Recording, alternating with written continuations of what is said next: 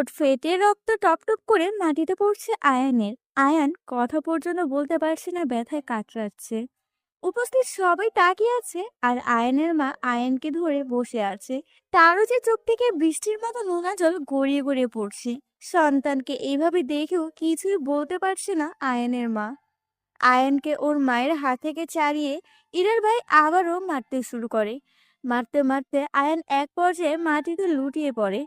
আয়ানের এমন অবস্থা দেখেও বিন্দু মাত্র মায়া হচ্ছে না ইরার, বরং ইরা আরো খুশি হয়ে বলে, ভাইয়া আরো মারো, ওকে মারতে মারতে মেরে ফেলো। ওর মতো লুচ্চে লম্পট চোর ছেলে বেঁচে থাকার কোনো অধিকার নেই। ও শুধু পারে মেয়েদের নিয়ে খেলা করে জীবন নষ্ট করতে। ইরা, তুই কি বলতে চাচ্ছিস? আমি ওকে কম মেরেছি? দেখ, আমার হাতে মার খেয়ে কিভাবে মাটিতে লুটিয়ে পড়েছে। তোর ভাইয়ের হাতে অনেক জোর, বুঝলি? হ্যাঁ, সেটা তো বুঝতেই পারলাম। তুই ওকে কত সময় ধরে মারলি, তবু কিছুই করতে পারছিলি না। এখন ক্লান্ত হয়ে গেছে, তাই লুটিয়ে পড়েছে। ওর শরীরে হলো গন্ডালের চামড়া। হুম। এত সময় পাশেই দাঁড়িয়ে ছিল ইরার বাবা হানিফ চৌধুরী। সবকিছুই দাঁড়িয়ে দাঁড়িয়ে মুখ বসে সহ্য করছিল, কিন্তু এখন কেন জানি সহ্যের সীমানা পেরিয়ে গেছে। তাই ইরা আর শাহিনকে ধমক দিয়ে থামিয়ে হানিফ সাহেব বলে ওঠে, এইরা তোরা একটু থামতো, তুই এমন করে কিভাবে বলছিস? হ্যাঁ, আয়ান না তোর বিয়ে করা স্বামী? স্বামী মাই ফুট। ওকে আমার স্বামী মানতে বয়ে গেছে। তোমরা ওকে মেয়ে জামাই হিসেবে মানতে পারো, কিন্তু আমি ওকে স্বামী হিসেবে এখনো মানি না, আর কোনোদিন মানতেও পারবো না। তাই বলে সত্য মিথ্যা যাচাই না করে ওকে এভাবে মারাটা কি ঠিক হচ্ছে বল?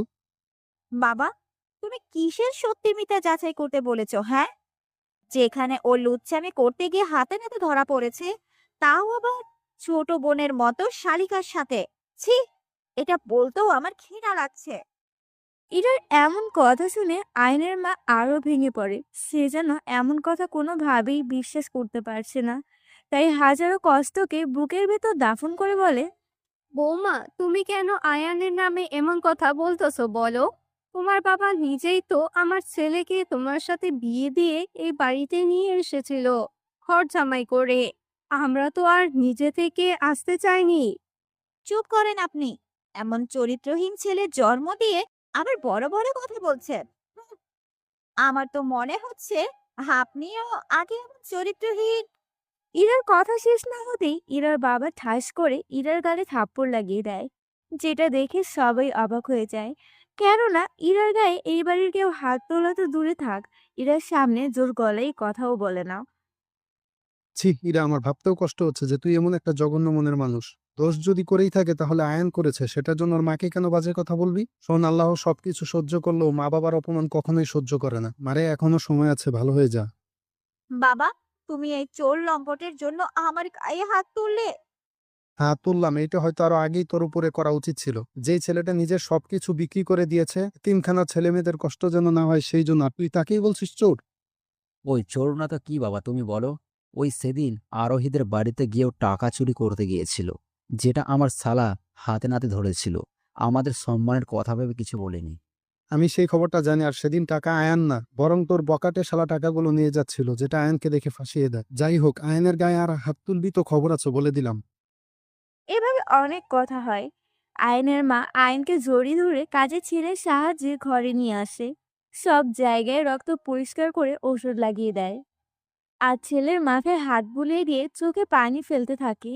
আসলে আয়নের এমন কষ্ট হতো না যদি উনি ইরাকে পছন্দ করে ইরার বাবার কথায় রাজি হয়ে বিয়ে দিত। আয়নের বাবা সেই আয়ান যখন 7 বছর বয়স তখন বাড়ি থেকে চলে যায়, আর ফিরে আসেনি। আদৌ তারা জানে না সে বেঁচে আছে নাকি মরে গেছে।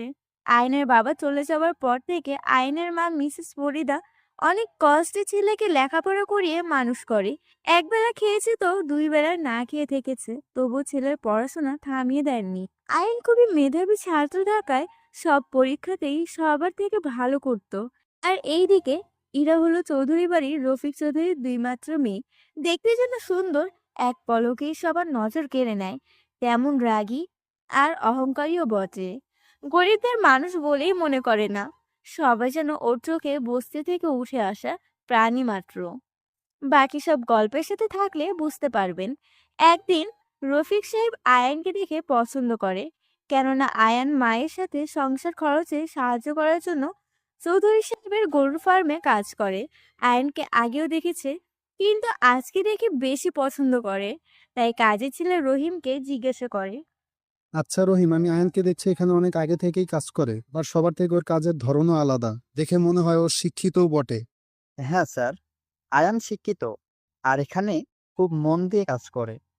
তবে স্যার বলতে পারেন ছেলে হিসেবে আয়ান খুব ভালো। ও যখন শিক্ষিত তাহলে বাইরে কোনো জব না করে এখানে পড়ে আছে কেন, যেখানে ও চাইলেই ভালো চাকরি করতে পারবে? না স্যার, ও কেন জানি কোনো চাকরি করে না, এখানেই কাজ করে আর সাথে নিজের পড়াশোনা চালিয়ে যাচ্ছে। তবে আমি দেখি ও প্রায় প্রায় কোথায় যেন যায়, ওর মাও সেটাই জানে না। আয়ানকে জিজ্ঞাসা করলেও তেমন কিছু বলে না। সে যাই হোক, আমি একটা কথা ভেবেছি, আয়ান ছেলে হিসাবে তো ভালো আর কাজও ভালোই করে, আমাদের ইরার সাথে ভালোই মানাবে। তাই আমি ভাবছি ওকে ইরার সাথে বিয়ে দিয়ে আমার বাড়িতে ঘর জামাই রাখবো। কি বলছেন এসব? ইরা ম্যাডামের সাথে আয়ান? এটা কিভাবে সম্ভব? আর তাছাড়া আয়ানের কিছু নাই, যা ছিল সব বিক্রয় করে দিয়ে ইতিমখানায় টাকা দিয়ে দিয়েছে, যেন ইতিমখানার বাচ্চাদের কষ্ট না হয়। আমি তোর থেকে শুনতে চাইছি নাকি আমি কি করব না করব। আমি আজকেই ওর মার সাথে কথা বলে বিয়ের কাজ ঠিক করব। স্যার, আমি বলি কি, ইরা ম্যাডাম আর শাহিন স্যারের সাথে কথা বলে আগেই সবকিছু ঠিক করে নেওয়া ভালো ছিল। চুপ কর, কিছুই শুনতে হবে না, সবকিছু আমার পছন্দেই হবে। এখন চল আয়ানের মায়ের সাথে কথা বলে বিয়ের কথা পাকা করে আসি। রফিক সাহেব কথা শুনে রহিম আর কিছু না বলে তার সাথে সাথে আয়ানদের বাড়িতে চলে আসে গাড়ি নিয়ে। আয়ানরা একটা ভাড়া করা বাড়িতে থাকে, একটাই মাত্র ঘর, যেটার মাঝে দিয়ে পার্টিশন করে নিচ্ছে। আয়ানদের বাড়িতে এসে আয়ানের মা বাড়িতে আছেন নাকি? থাকলে বাইরে এসে দেখে যান কে এসেছে। কি ব্যাপার রহিম, ভিতর থেকে কেউ তো কথা বলছে না, কিছু আবার হলো নাকি? না, কি আর হবে, হয়তো আমার কথা আয়ানের মায়ের কান পর্যন্ত পৌঁছায়নি। আমি আবার ডাকছি, দেখি কি বলে। রহিম কথাটা বলে যেই না আবার ডাকার জন্য প্রস্তুতি নিছে, অমনি আয়নের মা এসে রুমের দরজা খুলে বলে। আসসালামু আলাইকুম চৌধুরী সাহেব, কেমন আছেন? হঠাৎ আমার বাড়িতে কি মনে করে? ওয়ালাইকুম আসসালাম, আমি ভালো আছি। এখানে আসলাম তোমার সাথে একটা কথা বলতে। আপনি একটু বসেন, আমি একটু আয়ানকে খুঁজে নিয়ে আসি। ও এমনিতেই কাজ পেলে বাড়িতে আসতে চায় না। না না, এখন দরকার নেই ওকে, পরে আপনিই ওকে বলে দিয়ে তাহলেই হবে। এখন আমি আপনার বাড়িতে এসেছি আত্মীয় সম্পর্ক স্থাপন করার জন্য। চৌধুরী সাহেবের কথা শুনে ফরিদা বেগম অনেকটাই ঘাবড়ে যায়। সে যেন বুঝতেই পারছে না সে কিসের সম্পর্ক স্থাপন করার কথা বলছে। তাই আয়নের মা একটু প্রশ্নসূচক দৃষ্টিতেই জিজ্ঞাসা করে। সাহেব, আমি তো কিছুই বুঝতে পারতাছি না। আপনি হঠাৎ কি সম্পর্কের কথা বলতেছে? আমাদের সাথে আবার কি নিয়ে সম্পর্ক, বুঝতেই তো পারতাছি না। আরে আয়নের মা, তুমি বুঝতে চেষ্টা করলেই না বুঝবে, তাই না? আচ্ছা, আমি সবটা খোলাসা করে বলি। আসলে আয়ন তো অনেকদিন হলো আমার ফার্মে কাজ করে, ওকে দেখে আমার খুব ভালো লেগে গেছে। একা মানুষকে ভালো লাগতেই পারে, এটা তো স্বাভাবিক কিছুই না, তাই না? আরে তুমি পুরো কথা তো আগে শুনবে, তাই না? আসলে আমি চাচ্ছিলাম আয়নের সাথে আমার মেয়ে ইডার বিয়ে দিতে, ওদের দুজনকে মানাবেও ভালো। চৌধুরী সাহেবের কথা শুনে আয়নের মা যেন আকাশ থেকে পড়ে। সে যেন বিশ্বাস করতেই পারছে না চৌধুরী সাহেব নিজে এসে এমন একটা কথা বলবে। দেখুন চৌধুরী সাহেব, কোথায় আপনারা আর কোথায় আমরা, এই সম্পর্ক কখনোই সম্ভব না। আর তাছাড়া ইরামা যথেষ্ট সুন্দরী, আবার একজন সফল উকিল, তার মতন মেয়ের সাথে আয়ানের বিয়ে, এটা আমি মানতে পারছি না। আয়নের মা, তোমার কি তাহলে আমার মেয়ে ইডাকে পছন্দ না, বলো? ইরামাকে পছন্দ করবে না এমন মানুষ এই বাংলাদেশে কেন, পুরো ভারত খুঁজেও একটা পাওয়া যাবে না। আমার ইরামাকে অনেক আগে থেকেই পছন্দ। তবে আপনি বলেন, আমার ছেলের সাথে ইরা মামুনির বিয়ে কিভাবে হয়? ইরামা এটা কখনোই মানবে না। মেয়েটা যখন আমার, তখন ওকে মানানোর দায়িত্বটা আমার নিজেরই। তুমি শুধু আয়নকে রাজি করাও। আর আয়নের মা, বিয়ের পর তোমরা মা ছেলে মিলে আমার বাড়িতেই থাকবে। ভেবে দেখো তোমার ছেলের ভবিষ্যৎ কতটা উজ্জ্বল হবে চৌধুরী সাহেবের মেয়ের জামাই হলে। হ্যাঁ চাচি, আমার মনে হয় সবকিছু জল্পনা কল্পনা ছেড়ে ওদের দুজনের বিয়ে দেওয়াই ঠিক হবে। আয়নের মা, তুমি যদি রাজি থাকো তো 3 দিন পরে আমি ওদের বিয়ে দিতে চাই। যত ঝামেলা আমি সব সামলে নেব। চৌধুরী সাহেবের কথা শুনে আয়নের মা ছেলের ভবিষ্যতের কথা চিন্তা করে, কেন জানি মানা করতে পারল না। তাই বিয়েতে সম্মতি জ্ঞাপন করে। সাহেব, আমি রাজি। আপনি যেটা ভালো মনে করেন সেটাই করেন। এমনিতেই আয়ানের বাবা নেই, জানি না সে আজও এই দুনিয়ায় আছে নাকি পরপারের বাসিন্দা হয়ে গেছে। চাচি, কান্না করেন না। একদিন দেখবেন চাচা ঠিক আমাদের মাঝে আবার ফিরে আসবেন, তার মান অভিমান ভাঙলে। হ্যাঁ, রহিম ঠিক কথাই বলেছে। আর আয়নের ও সরি বিএন সাহেবা, আজকে তাহলে আমি আসি, আপনি বরং আয়নকে বলে রাজি করান। ঠিক আছে। তবে বিআই সাহেব, আমার মনে হয় এভাবে খালি মুখে যাওয়াটা ঠিক হবে না। আপনারা একটু বসেন, আমি ঘর থেকে একটু মিষ্টির ব্যবস্থা করে নিয়ে আসি। আরে না, এসবের হুদাই কি দরকার, আমরা বরং আরেকদিন এসে পেট ভরে খেয়ে যাব, কেমন? না, এটা হয় না। আপনি আত্মীয়ের সম্পর্কে স্থাপন করে এসে এভাবে মিষ্টি মুখ না করে চলে যাবেন, এটা হয় না। আপনারা একটু বসেন। চৌধুরী সাহেব আর মানা করতে পারে না আইনের মায়ের এমন আকুতি মিনতি দেখে। ফরিদা বেগম ঘরে গিয়ে কিছু তো নেই, তাই কৌটার ভিতর থেকে চিনি নিয়ে শরবত বানিয়ে নিয়ে এসে বলে, আপনাদের মিষ্টি মুখ করানোর ক্ষমতা এখন আমার নেই, তাই এটাই দিয়ে মিষ্টি মুখ করেন, কিছু মনে না করে। আরে না না, এটাই ঠিক আছে, তুমি এটা করেছো তাতেই আমি অনেক খুশি। আজকে তাহলে উঠি, কেমন? চৌধুরী সাহেব আইনের মায়ের হাত থেকে শরবতের গ্লাসটা নিয়ে খেতে খেতে উপরের কথাটা বলে, তারপরে সেখান থেকে অনুমতি নিয়ে চলে আসে। রাস্তায় রহিমকে বলতেছে, চৌধুরী সাহেব। আচ্ছা রহিম, তুই কি ভবিষ্যতের দিকে তাকিয়ে দেখতে পাচ্ছিস আয়ান আর ইরা বিয়ের পর কতটা সুখী হবে, ওদের দুজনকে ঠিক কতটা মানাবে? স্যার, সত্যি কথা বলতে ওদেরকে একসাথে তো সেই মানাবে, কিন্তু আমার তো ইরা ম্যাডামের রাগের কথা মনে পড়লেই আয়ানের জন্য চিন্তা হয়। এমনিতেই ইরা ম্যাডাম আয়ানকে দেখতে পারে না বললেই চলে। আরে এখন হয়তো দেখতে পারে না, তবে বিয়ের পরে সব ঠিক হয়ে যাবে। আরে তুই জানিস না, মেয়েরা বিয়ের আগে বাবার বাড়িতে থেকে খায় আর ঘুমায়, তো তাই একটু এমন স্বভাবের হয়। আর যখন বিয়ের পরে সংসারের কাজে হাত পড়ে তখন আর আগের ওইসবের কথা মাথায় আসে না। স্যার, সেটা তো ঠিক, কিন্তু ইরা ম্যাডাম তো সেটার থেকে আলাদা, তাই না? আপনি তো জানেনই উনি কতটা কড়া মেজাজের একজন উকিল। আরে ধুর, তোর সাথে কথা বলে কোনো লাভ নেই, তুই ঠিক মতো কোনো কথাই বলতে পারিস না, খালি নেগেটিভ কথা বলিস। চৌধুরী সাহেবের কথা শুনে রহিম আর কোনো কথা না বলে চুপ করে থাকে। দেখতে দেখতে কিছু সময় পরে তারা বাড়িতে চলে আসে। এইদিকে চৌধুরী সাহেব বাড়িতে এসে সবাইকে উদ্দেশ্য করে কথাটা বলতেই সবাই তেলে বেগুনে জ্বলে ওঠে। আর ইরার চাচা বলে, ভাইয়া, তোমার মাথা ঠিক আছে তো নাকি? আয়নের মতো একটা রাখালের সাথে ইরার মতো উকিল মেয়ের বিয়ে কিভাবে কি? হ্যাঁ আব্বু চাচ্চু, ঠিকই বলেছি।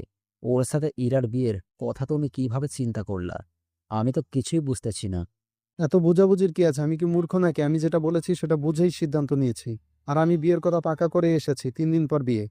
ভাইয়া, তুমি যদি আয়নের মতো ফকিরের সাথে ইরার বিয়ে দাও তাহলে আমরা কেউ এই বিয়ের ধারের কাছে থাকবো না। থাকিস না, সমস্যা কি? মেয়েটা যখন আমার, তখন ওকে বিয়ে দেওয়ার কথাটা আমাকেই ভাবতে হবে, তাই না? আব্বু, আমারও মনে হয় তুমি যে সিদ্ধান্তটা নিয়েছো সেটা আপুর জন্য একটু বুঝে তারপর নেওয়া ঠিক ছিল। এমনিতেই আপু যে রাগী। আমি এই বাড়ির কর্তা, সো আমি কি করব না করব সেটা নিশ্চয়ই কারো কাছ থেকে শুনতে যাব না। এই বিষয়ে আর কোনো কথাই হবে না, মনে রেখো 3 দিন পর বিয়ে। চৌধুরী সাহেব কথাটা বলেই সেখান থেকে চলে যান। আর এইদিকে ওরা সবাই বলা বলি করতে থাকে। আমি বুঝলাম না, হঠাৎ আয়নারকে দেখে কি ভাইয়া মাথায় কি এমন ভূত চাপলো যে সে একটা শিক্ষিত মেয়ের সাথে একটা রাখালের বিয়ে দেওয়ার জন্য উঠে পড়ে লিখেছে। আমিও সেইটার কিছুই বুঝছি না। বাবার মুখের উপর কোনো কথা বলে লাভ নাই। কত ইচ্ছা ছিল ইরার বিয়ে আবিরের সাথে হবে। শাহিন কথাটা বলতে ওর ফুপি চুপ করে না থেকে বলে, কেননা আবির হলো শাহিনের ফুফাতো ভাই। ইরা ও আবিরকে পছন্দ করে, আর বাকি সবাই, শুধুমাত্র চৌধুরী সাহেব বাদে। শাহিন, এই কথা আর বলিস না। ভাইয়া কি বলে গেল সেটা তো শুনলি। আমার আর আবিরের সাথে ইরার বিয়ে দেখা এ জন্মে হলো না।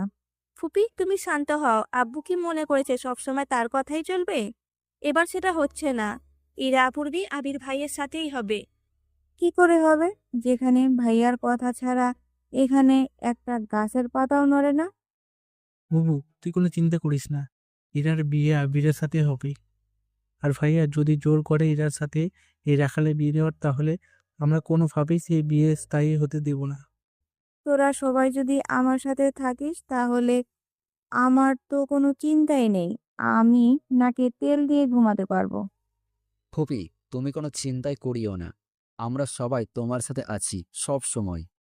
এভাবে আরো অনেক কথা হয় ওদের মাঝে। এইদিকে দিন গড়িয়ে সন্ধ্যা হতে চলেছে, তবুও আয়নের বাড়িতে আসার কোনো নামগন্ধও নেই। সেটা দেখে আয়নের মা চিন্তায় যেন মনস্থির করতে পারছে না। এইদিকে আয়ন একটা কাজে শহরে গিয়ে সেখানে ফেঁসে গেছে, মানে আটকে পড়েছে বলে বাড়িতে ফিরতে পারছে না। সেখানে সব কাজ শেষ করে আয়ন রাত 8টার দিকে বাড়িতে চলে আসে। আয়নকে দেখে ওর মা জিজ্ঞাসা করে, তুই এত রাত পর্যন্ত বাহিরে কি করলি, হ্যাঁ? আমি তোকে লেখাপড়া করিয়ে মানুষ করিনি, কিন্তু বাহিরে রাতে আড্ডা পেটার জন্য? বাবারে, একটা কথা ভুলে গেলে হবে না, তোকে হারালে আমি কি নিয়ে থাকবো? মা, কেন না, আমি একটা কাজে গিয়েছিলাম, তাই তো একটু লেট হয়ে গেল। আমি তো প্রতিদিন সকালেই ঘরে ফিরে আসি, তাই না? না, মোটেও না। তুই প্রায় প্রায় কোথায় হারিয়ে যাস, যেটার খবর আমি কখনো তোর থেকে পাইনি। তাই আমি ভেবেছি তোকে বিয়ে দিয়ে একটু হলেও চিন্তামুক্ত থাকবো।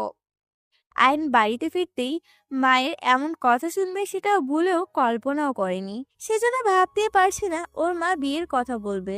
তাই আয়ন অবাক হয়ে জিজ্ঞাসা করে, মা, তুমি কি বলছো এইসব? হ্যাঁ, আমাকে এই ছোট্ট বয়সে তুমি বিয়ে দিয়ে পর করে দিতে চাইছো? আরে বাপ, তোকে পর করে দিব কেন, বরং আমি আরো চিন্তামুক্ত হব। আর হ্যাঁ, তোর জন্য আমি যেমন তেমন মেয়ে পছন্দ করিনি, মেয়ে লাখে একটা। সে আমি তোমার পছন্দ জানি। তা মা, তুমি যে আমাকে বিয়ে করানোর জন্য উঠে পড়ে লেগেছো, আমরাই তো 3 বেলা খেতে পাই না ঠিক মতো। তাহলে তোমার বৌমাকে কি খাওয়াবে? অন্যের মেয়ে তো আর আমাদের মতো কষ্টের বাতি জ্বালিয়ে পেটে পাথর বেঁধে ঘুমাবে না, তাই না? সেটাও ঠিক, তবে আল্লাহ সবকিছুর ব্যবস্থা করেই রাখে। আমরা শুধু উসিলা হিসাবে কাজ করি। তোর সাথে চৌধুরী সাহেব নিজেই ইরার সাথে তোর বিয়ে ঠিক করে গেছেন, এবং 3 দিন পরেই আল্লাহ চাইলে তোদের দুজনের বিয়ে। আয়ন ওর মায়ের কথা শুনে এক মুহূর্তের জন্য যেন বাকরুদ্ধ হয়ে যায়। কি বলবে সেটাই যেন ভেবে পাচ্ছে না। আয়ন কল্পনাও করতে পারছে না ইরার সাথে ওর বিয়ে। মা, তুমি কি বলছো? ইরার মতো ঝালমরিচের সাথে আমার বিয়ে? এটা কখনোই হতে পারে না। ও আমাকে তো মানবেই না, বরং তোমার কপালেও ভাত জুটবে না। আরে দুর্বোকা ছেলে, আমাকে দেখে রাখার জন্য তো ওই উপরে আমার আল্লাহ মালিক স্বয়ংই আছেন। তুই বরং ইরাকে বিয়ে করে সুখী হলেই আমি খুশি। আর তাছাড়া ইরার সাথে তোর বিয়ে হলে তোর ভবিষ্যৎ হবে সূর্যের আলোর মতন উজ্জ্বল। মা, তুমি যত যাই বলো না কেন, আমি ওই অহংকারী মেয়েকে বিয়ে করব না। আমি চাই না আমার মায়ের কোনোভাবে কষ্ট হোক। আমি চৌধুরী সাহেবকে কথা দিয়েছি তোর সাথেই ইরার বিয়ে হবে। এখন তুই যদি আমার সম্মান বড় করে দেখিস, তাহলে বিয়ে তোকে ওই মেয়েকেই করতে হবে। আর তাছাড়া বিয়ের সাহেব বলেছে বিয়ের পরে আমি আর তুই তাদের বাড়িতেই থাকবো। আরে বাহ! তার মানে আমি বিয়ে করে মা আর বউকে নিয়ে শ্বশুর বাড়িতে ঘর জামাই থাকবো? বাহ! এর থেকে খারাপ কপাল আর কি হতে পারে? সব সময় অন্যের খটা খেতে হবে। মা, আমি বলি কি, বিয়ে যদি করাতেই হয় তো একটা গরিব ঘরের মেয়ে দেখে করাও। সে তোমার নিজের মায়ের থেকেও বেশি সুখে রাখবে। আর ওই অহংকারী মেয়ে তোমাকে কাজের মেয়ের স্থানও রাখবে না। চুপ, একটা কথাও বলবি না। তোর সাথে 3 দিন পরে ইরার বিয়ে হচ্ছে ফাইনাল। এখন যা হাত মুখ ধুয়ে খেতে আয়। ঠিক আছে, তুমি যেটা বলছো সেটাই হবে। তবে পরে কখনো আমাকে দোষ দিতে পারবে না, বলে দিলাম। আয়ন কথাটা বলেই সেখান থেকে চলে যায়। তারপরে ফ্রেশ হয়ে এসে খাওয়া দাওয়া করে বিছানায় এসে শুয়ে পড়ে। এইদিকে চৌধুরী সাহেব ইরাকে বিয়ের কথা বলতেই ইরা তেলে বেগুনে জ্বলে ওঠে, যেন চৌধুরী সাহেবকে এই বুঝি চোখের আগুনে জ্বালিয়ে দিবে। আপু, তোমার মাথা কি গেছে? কি বলছো? সেটা ভেবে দেখেছো? কোথায় তোমার মেয়ে একজন উকিল, আর ওই কিনা আমাদের বাড়ির সামান্য কাজের লোক। বলা চলে ওর সাথে আমার বিয়ে। সেটা কিভাবে চিন্তা করলে, হ্যাঁ? আমি যেটা সিদ্ধান্ত নিয়েছি সেটাই হবে। আমার এই সিদ্ধান্তের একটু নড়চড় হবে না। তুমি বিয়ে করবে না করবে না সেটা দেখার আমার সময় নেই। বাবা হিসেবে আমার উচিত তোমার সাথে ভালো একটা ছেলের বিয়ে দেওয়া। আমার চোখে আয়নকে খুব ভালো লেগেছে। তোমাদের চোখে ভালো লাগলে কি হবে নাকি? আমারও তো একটা পছন্দ অপছন্দ আছে, তাই না? নাকি তোমার কাছে আমার পছন্দের কোনো দামই নেই?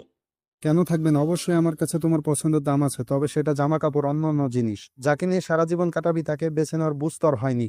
আমি জানি তো তোর কেমন ছেলে পছন্দ। মারে, একটা কথা মনে রাখিস, মা বাবা কখনোই জেনে শুনে ছেলে মেয়ের খারাপ চায় না। তাই বলে তুমি এমন একটা ছেলের সাথে আমায় বিয়ে দিবে যার কিনা কোনো স্ট্যাটাস নেই আমার সাথে পথ চলা? আমি এত কথা বলে সময় নষ্ট করতে চাই না। আমি ওদের কথা দিয়ে এসেছি, 3 দিন পর তোমার আয়নের বিয়ে হবে তো হবেই। ইরার বাবা কথাটা বলেই সেখান থেকে হনহন করে চলে যায়। আর এইদিকে ইরা ঠায় দাঁড়িয়ে রাগে গজগজ করতে করতে বলে, বাবা, তুমি তো তোমার মেয়েকে এখনোই চেনো নাই। একবার বিয়েটা শুধু হতে দাও, তারপরে ওই আয়ানের বাচ্চার চৌধুরী বাড়ির মেয়েকে বিয়ে করার স্বাদ আমি হরে হরে বোঝাবো। ইরার কথা শুনে চৌধুরী সাহেব বাদে সবাই সেখানে এসে হাতে তালি দেয়, কেননা ইরা তো তাদের মনের কথাটাই বলেছে। তাই ইরা চাচা বলে, সাব্বাস বেটা সাব্বাস। এই না হলে তুই আমার ভাতিজি, তোর বাবার মাথায় আসলেই ভূত চাপেছে। তোকে আয়নের সাথেই বিয়ে দেবো। আমি বলি কি, বিয়ে যদি দিতেই হয় তাহলে আমার বিদেশে থাকা ভাগনা আবিরের সাথে দিক। সে তো না করে রাখালের সাথে বিয়ে দিতে হবে। আসলে আমি কিছুই বুঝলাম না, বাবার মাথায় এই চিন্তা কেমনে আসলো? কিভাবে আর আসবে? নিশ্চয়ই ওই আয়ানের বাচ্চা বাবাকে বুঝিয়েছে তোকে বিয়ে করলে এইসব সম্পত্তি পাবে। তখন তো কামাই না করেই পায়ের উপর পা তুলে খেতে পারবে, তাও আবার উকিল বউ পাবে, একটা রাখাল ছেলে।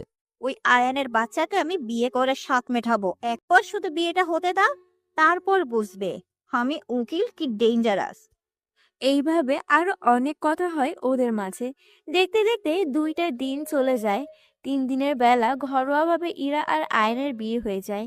মানুষজনকে বেশি বলেনি, কেননা আয়নের পরিবারের যে অবস্থা তাতে চৌধুরী সাহেবের সম্মানহানি শুধু হবে। বিয়ের কাজ শেষ হয়ে গেলে চৌধুরী সাহেব বলে, ইরা আয়নকে সাথে নিয়ে তোর রুমে যা। আজকে থেকে তোর সাথেই আয়ন তোর রুমে থাকবে। কি বলছো এসব? ও আমার সাথে আমার বাড়িতে থাকবে মানে? আমাকে বিয়ে দিয়ে পর করে দিচ্ছ, তাহলে আমি এখানে থাকবো কেন? কারণ আমি আয়নকে ঘর জামাই করে এনেছি, আর তোর শাশুড়িও এখানে থাকবে আজ থেকে। নে, শাশুড়ি পা ধরে সালাম করে আশীর্বাদ নিয়ে নে। আমার তো খায়া কাম নাই এরকম একটা মহিলার পা ধরে নিজের হাতকে ময়লা করব। হুম, ইরার কথাটা বলেই সেখান থেকে হনহন করে চলে যায়, সাথে বাকি সবাইও চলে যায়। এইদিকে নিজের বৌমার কথা শুনে ফরিদা বেগমের চোখে নিজের অজান্তি পানি এসে ভিড় জমায়। সেটা দেখেও আয়ের না দেখার ভান করে, কেননা সুন্দরী বৌমা পাওয়ার শখটা তো তারই বেশি। বেন সাহেবা, কিছু মনে করিয়েন না, ও ছোট মানুষ, তেমন বোঝে না। ধীরে ধীরে সব ঠিক হয়ে যাবে। যাও আয়ন, রুমে যাও। হুম, ঠিক আছে। আয়ন ও শ্বশুর মানে চৌধুরী সাহেবের পা ও মায়ের পা ধরে সালাম করে ধীরে ধীরে ইরার রুমের সামনে চলে আসে। ভেতরে ঢোকার সাহস হচ্ছে না আয়নের, বুকের মাঝে দুকদুক করতেছে। তবু আয়ন সব ভয় ভীতিকে দূরে সরিয়ে আস্তে আস্তে ঘরের ভেতরে প্রবেশ করে, আর সবাই বের হয়ে যায়। কেননা সবাই ইরাকে হিটলারি বুদ্ধি শিখিয়ে দিল হয়তো। এইদিকে আয়ন সবাইকে এইভাবে তাকিয়ে চলে যেতে দেখে ঢোক চিপে, কেননা এরা কোনো লেভেলের মানুষ আয়ান তা ভালো করেই জানে। আয়ানের সামনে এগিয়ে আসলেই ইরা বসা থেকে উঠে এসে আয়নের গালে ঠাস ঠাস করে থাপ্পড় বসিয়ে দেয়, আর বলতে থাকে, খুব শখ না চৌধুরী বাড়ির মেয়েকে বিয়ে করে সারা জীবন পায়ের উপর পা তুলে খাওয়ার? আরে তুই ভাবলি কি করে তোর মতো একটা লো ক্লাস পরিবারের ছেলেকে বিয়ে করে আমি আমার জীবনটা নষ্ট করব? এই সমাজে আমার কি ডিমান্ড সেটা কি তুই জানিস? দেখো ইরা, তুমি যাই বলো না কেন, ভাগ্যের উপরে তো আর আমাদের কারোর হাত নেই। আল্লাহ আমার সাথে তোমার জড়ি করে রেখেছিল বলেই বিয়েটা হয়েছে। চলো না, সব ভুলে একসঙ্গে নতুন করে সংসার শুরু করি। চুপ কুত্তার বাচ্চা, তোর সাহস কি করে হয় আমাকে নাম ধরে ডাকার? হ্যাঁ, সবাই আমাকে সম্মান করে উকিল ম্যাডাম বলে ডাকে, আজ থেকে তুইও সেটাই করবি। আর কখনো স্বামীর অধিকার ফলাতে আসিস না, তাহলে আমি তোর স্বামীর অধিকার দাবি করার জিনিসটাই কেটে দিব। ইরার কথা শুনে আয়ন দ্রুত মেন জায়গায় হাত দিয়ে একটু ভয়ে ভয়ে বলে, এই মেয়ের বিশ্বাস নেই, যে কোনো সময় যা কিছু করতে পারে।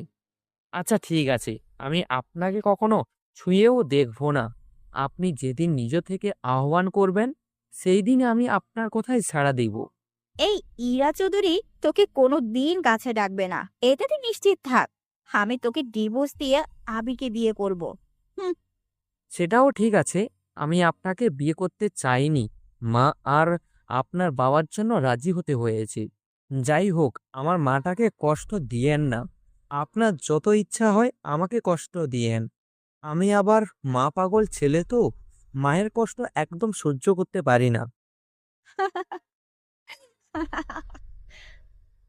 তোদের জীবন তো আমি তেজপাতা করেই ছাড়বো। এখন সর, আমি ঘুমাবো।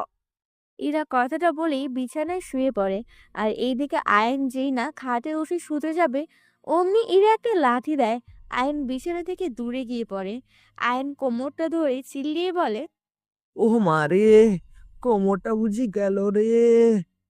এইদিকে ইরা রাগী লুক নিয়ে আয়নের দিকে তাকিয়ে আছে, এই যেন নুনমরিচ ছাড়াই চিবিয়ে খেয়ে ফেলবে। আমার ধারের কাছে আসারও চেষ্টা করবি না, তাহলে এর থেকেও খারাপ কিছু হবে, বলে দিলাম। ঠিক আছে। আচ্ছা বউ, সরি সরি। উকিল ম্যাডাম, আমি তাহলে ঘুমাবো কোথায়? যেখানে মন চাই সেখানে ঘুমা, শুধু আমার পাশে না আসলেই হলো। ইরা কথাটা বলে শুয়ে পড়ে। আর এইদিকে আয়ান আর কি করবে, সোফায় গিয়ে আস্তে করে শুয়ে পড়ে। ইরা ঘুমিয়ে গেছে। আয়ানের খুব করেই ইচ্ছা করছে ইরার মুখের উপরে উড়ে আসা চুলগুলো সরিয়ে দিতে, কিন্তু ঠোঁট আগেই কেটে গেছে বলে আর কাছে গেল না, কারণ এই মেয়ের কথার আগে হাত চলে। আয়ান ইরার দিকে পলকহীন দৃষ্টিতে তাকিয়ে ভাবছে। কত সুন্দর করে ঘুমিয়ে আছে, নেই কোনো ভাবনা, নেই কোনো চিন্তা। ইস, এভাবেই যদি সারা জীবন তাকে দেখার সুযোগ দিত, তাহলে আমি তার মুখ পানে চেয়েই হাজারো বিকেল পার করে দিতাম।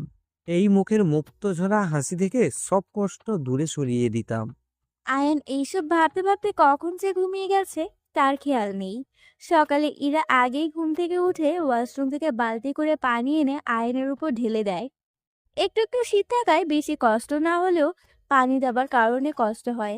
আয়ন লাফ দিয়ে উঠে বসে, যেটা দেখে ইরা যেন হাসতে হাসতে শেষ। কেননা আয়ন লাফ দেওয়ার কারণে ওর নিচতলা থেকে ঢেকে রাখা জিনিসটা খুলে পড়ে গেছে। ইরা আয়নের দিকে লোভনীয় দৃষ্টিতে তাকিয়ে আছে, যেটা বুঝতে পেরে আয়ন তাড়াতাড়ি কাপড় নিয়ে, ম্যাডাম, আমি আসলে বুঝতে পারিনি।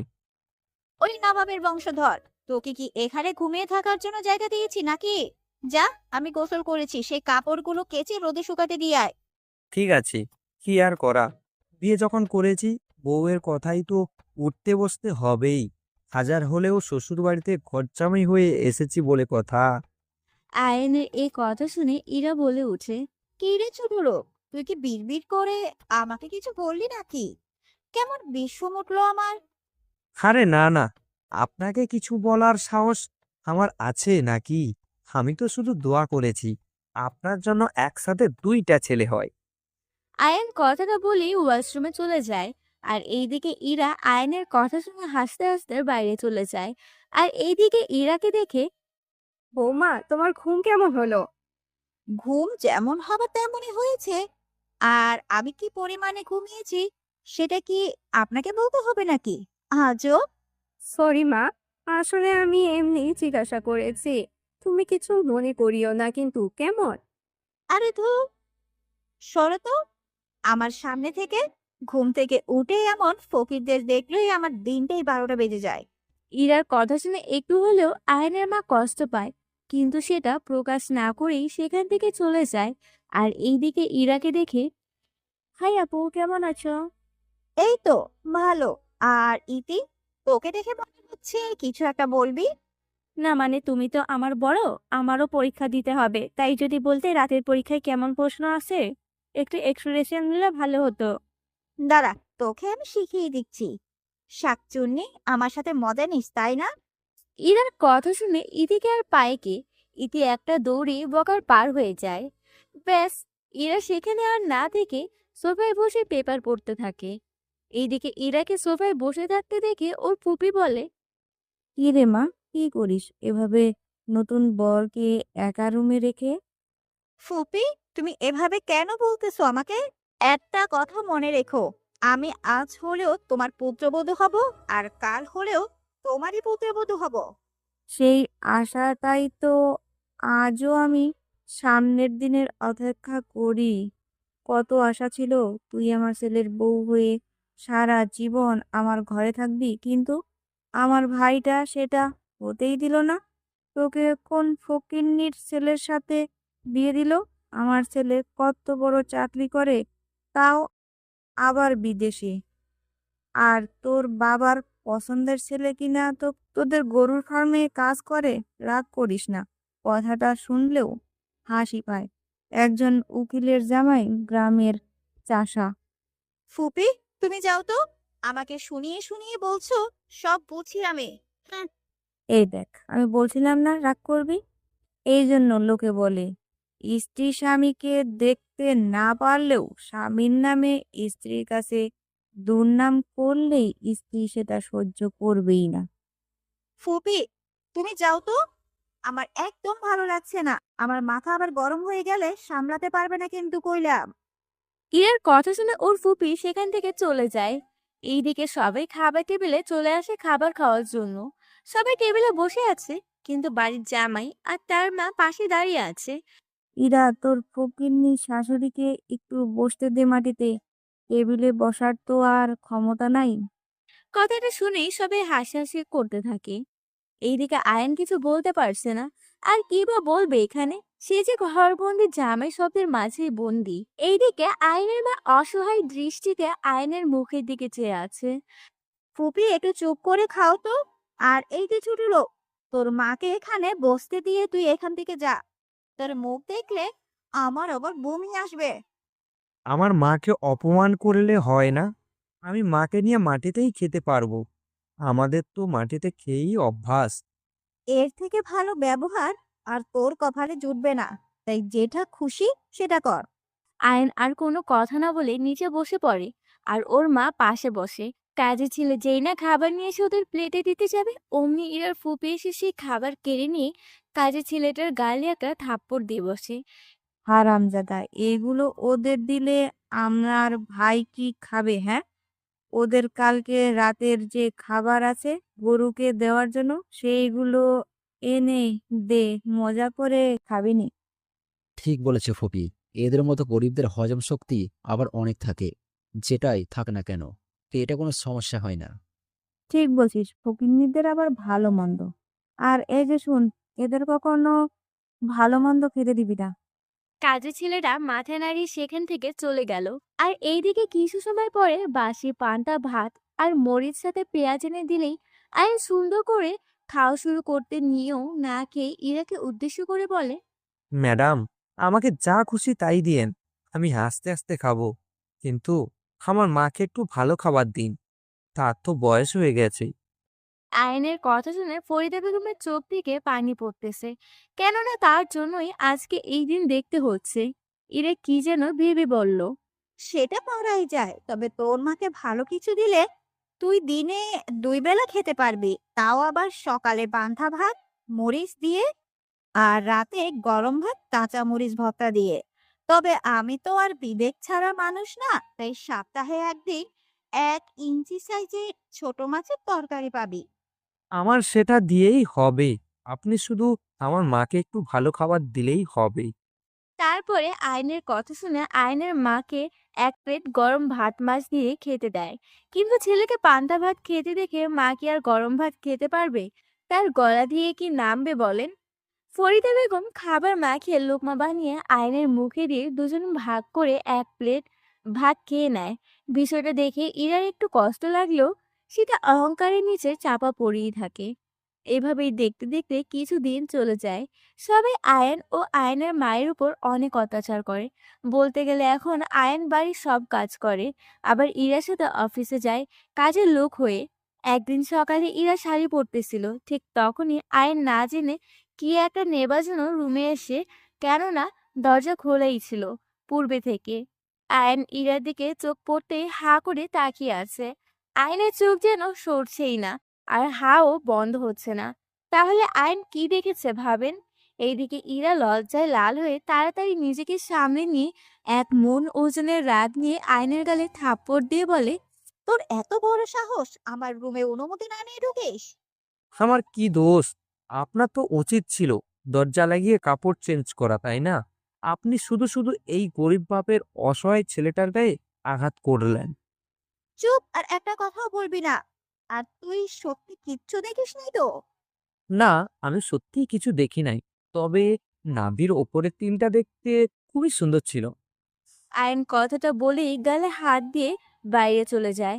আর এইদিকে ইরা আয়নের যাবার দিকে তাকিয়ে ভাবতে থাকে, কি ব্যাপার, আয়ান তো বললো ও নাকি কিছুই দেখেনি। তাহলে আমার নামের উপরে যে তিল আছে সেটা কিভাবে বললো? আয়ান রে, তোকে তো আমি খাইছি। ইরা আরো রাগে গজগজ করতে থাকে। বেশ কিছুক্ষণ পরে আয়নকে সাথে নিয়ে ইরা অফিসে চলে আসে। ইরা বসে আছে আর ফাইল দেখছে। এদিকে আয়ন বাইরে এসে গোপন পকেট থেকে ফোনটা বের করে। হ্যালো স্যার, আমি সব ইনফরমেশন আপাতত হোয়াটসঅ্যাপে পাঠিয়ে দিচ্ছি। আপনি দেখে নিয়েন, তাহলেই হবে।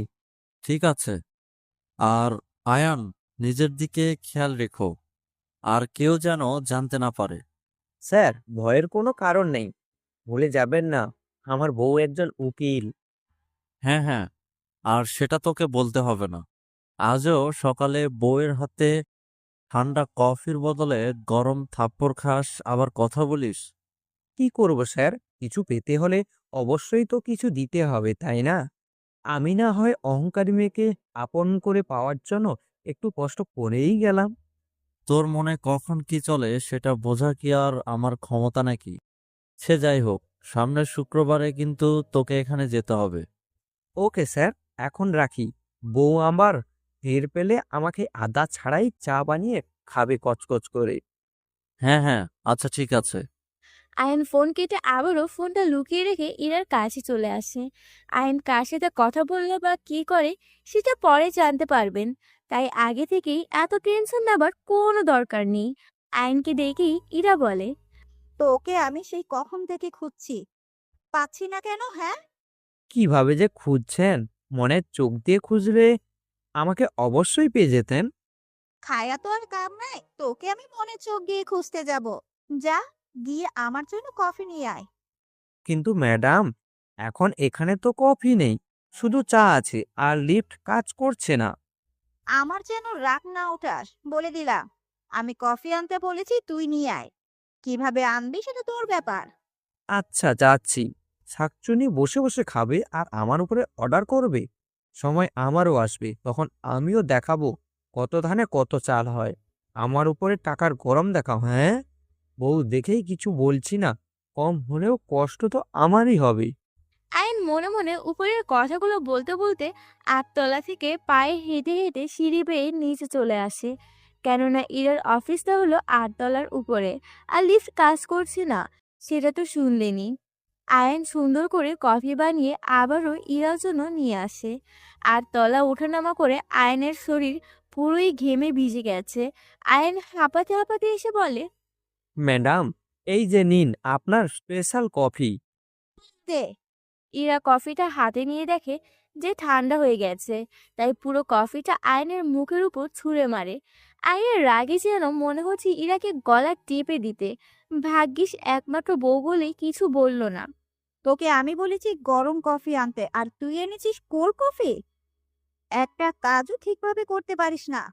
আমি 8 তলার নিচে গিয়ে আবার কফি নিয়ে হেঁটে হেঁটে আসছি, তাহলে কফি গরম কিভাবে থাকবে?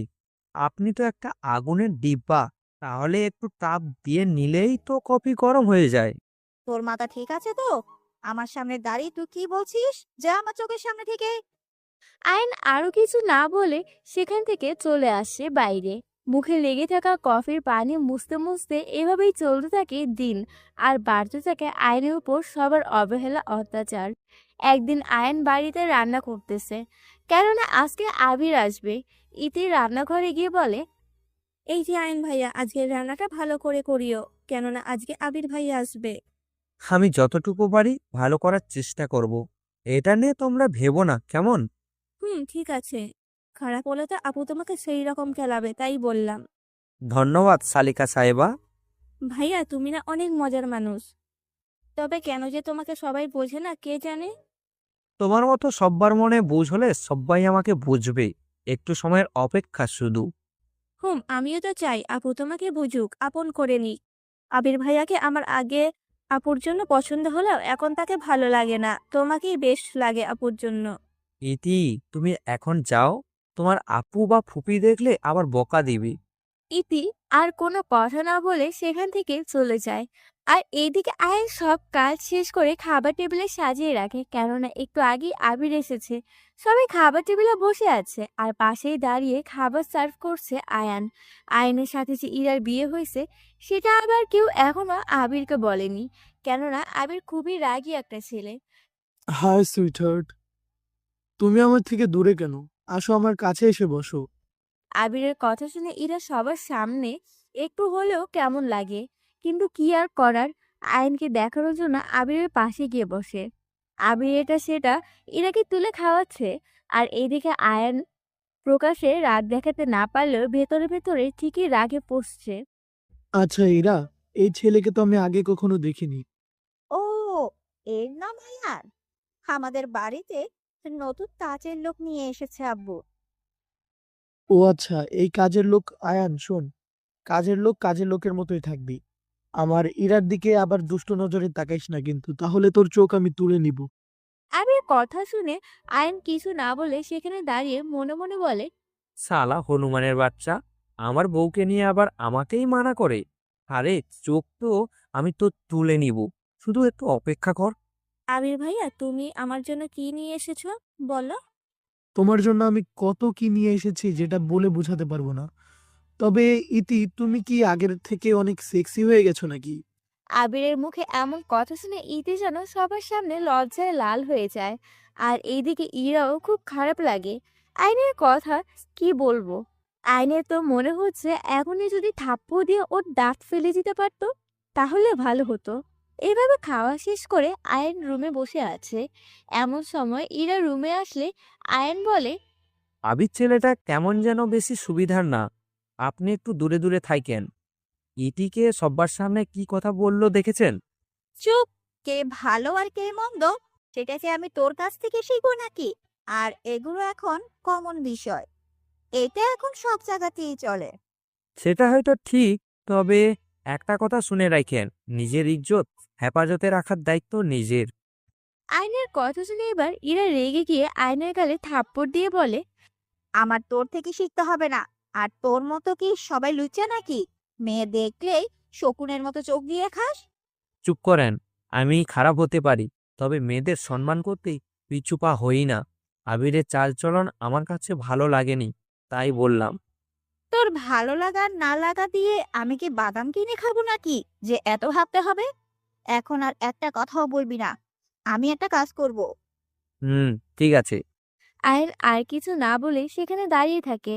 আর এইদিকে আবির বাইরে থেকে রুমে ঢুকেই সোজা ইরাকে জড়িয়ে ধরে কিস করতে নিলে ইরা বাধা দিয়ে বলে, আবির, এটা ঠিক না। প্লিজ আমার সাথে এমন কাজ করতে এসো না।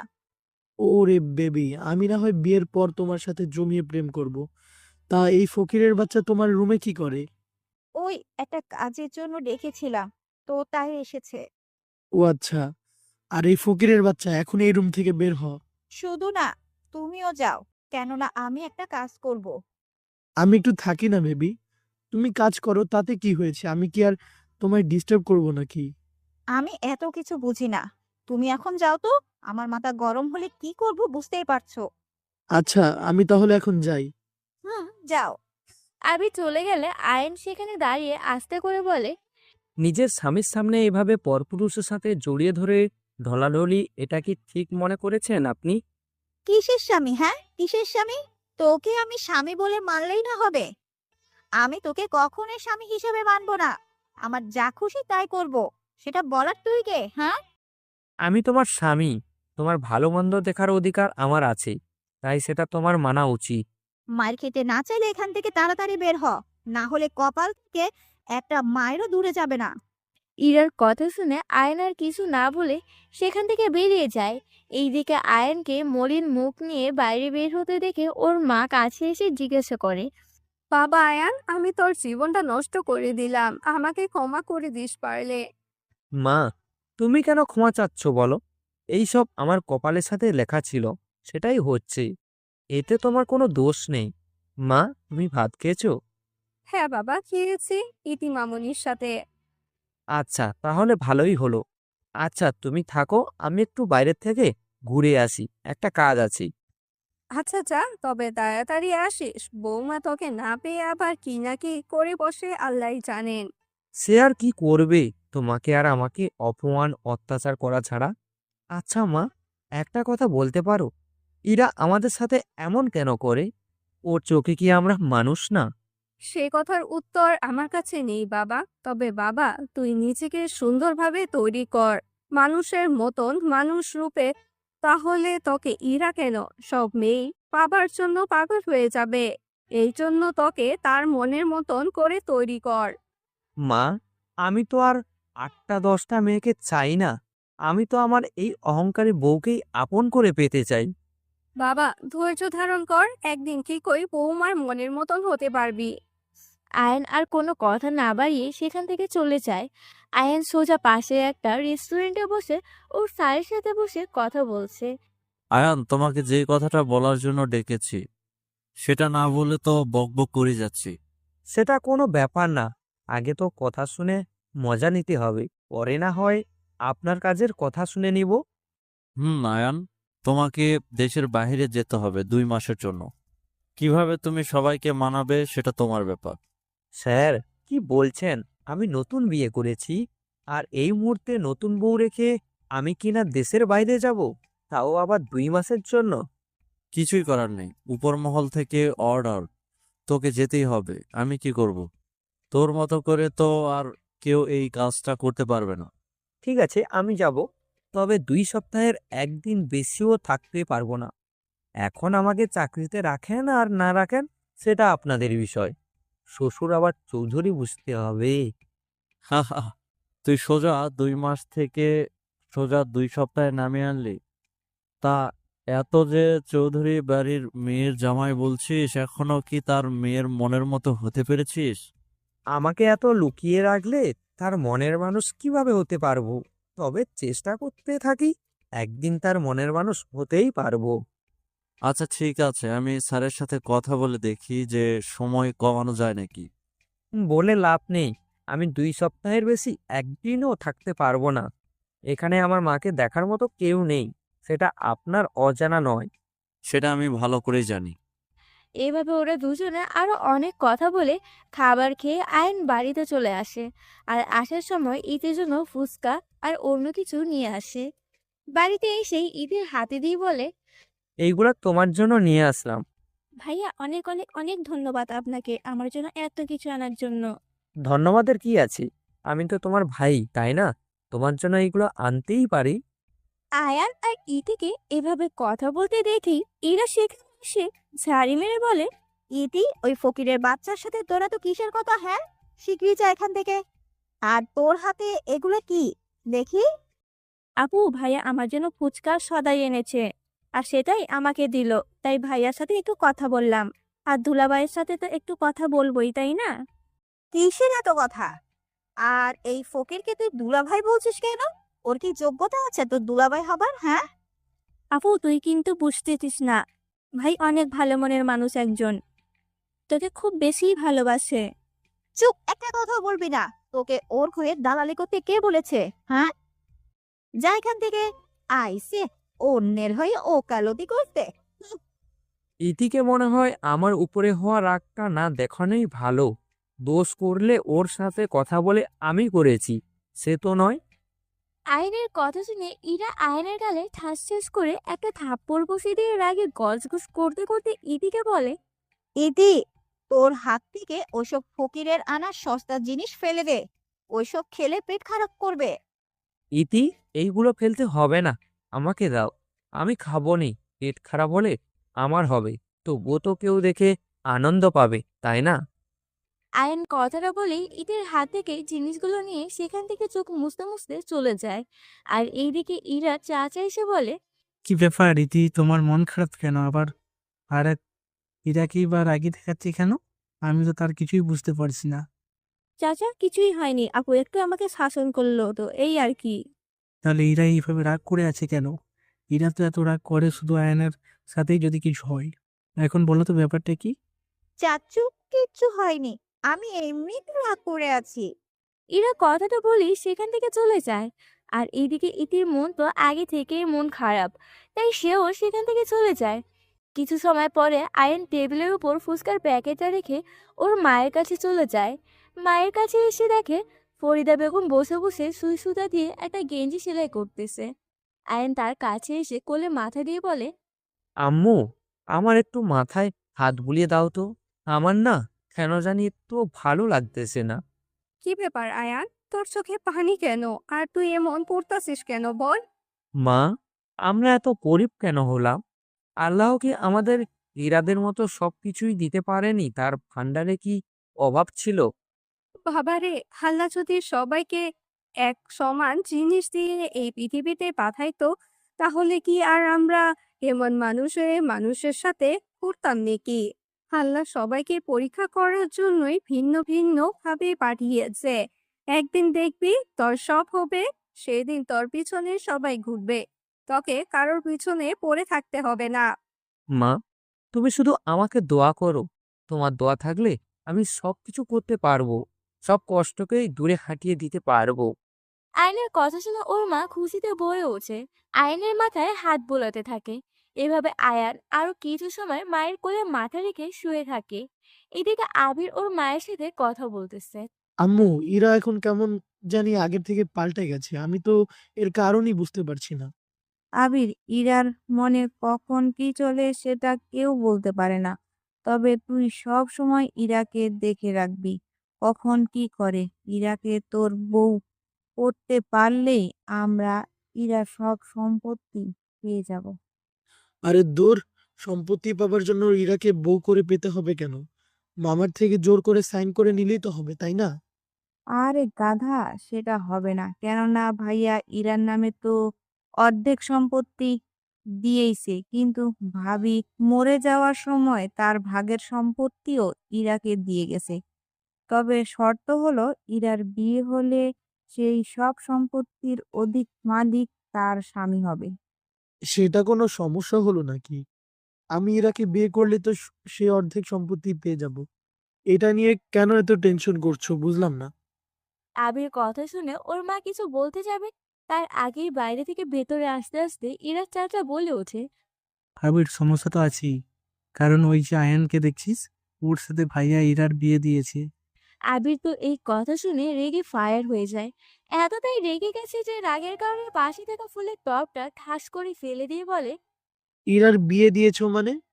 আবির, তুই শান্ত হ। তুই জানলে কষ্ট পাবি বলে আমরা জানাইনি তোকে।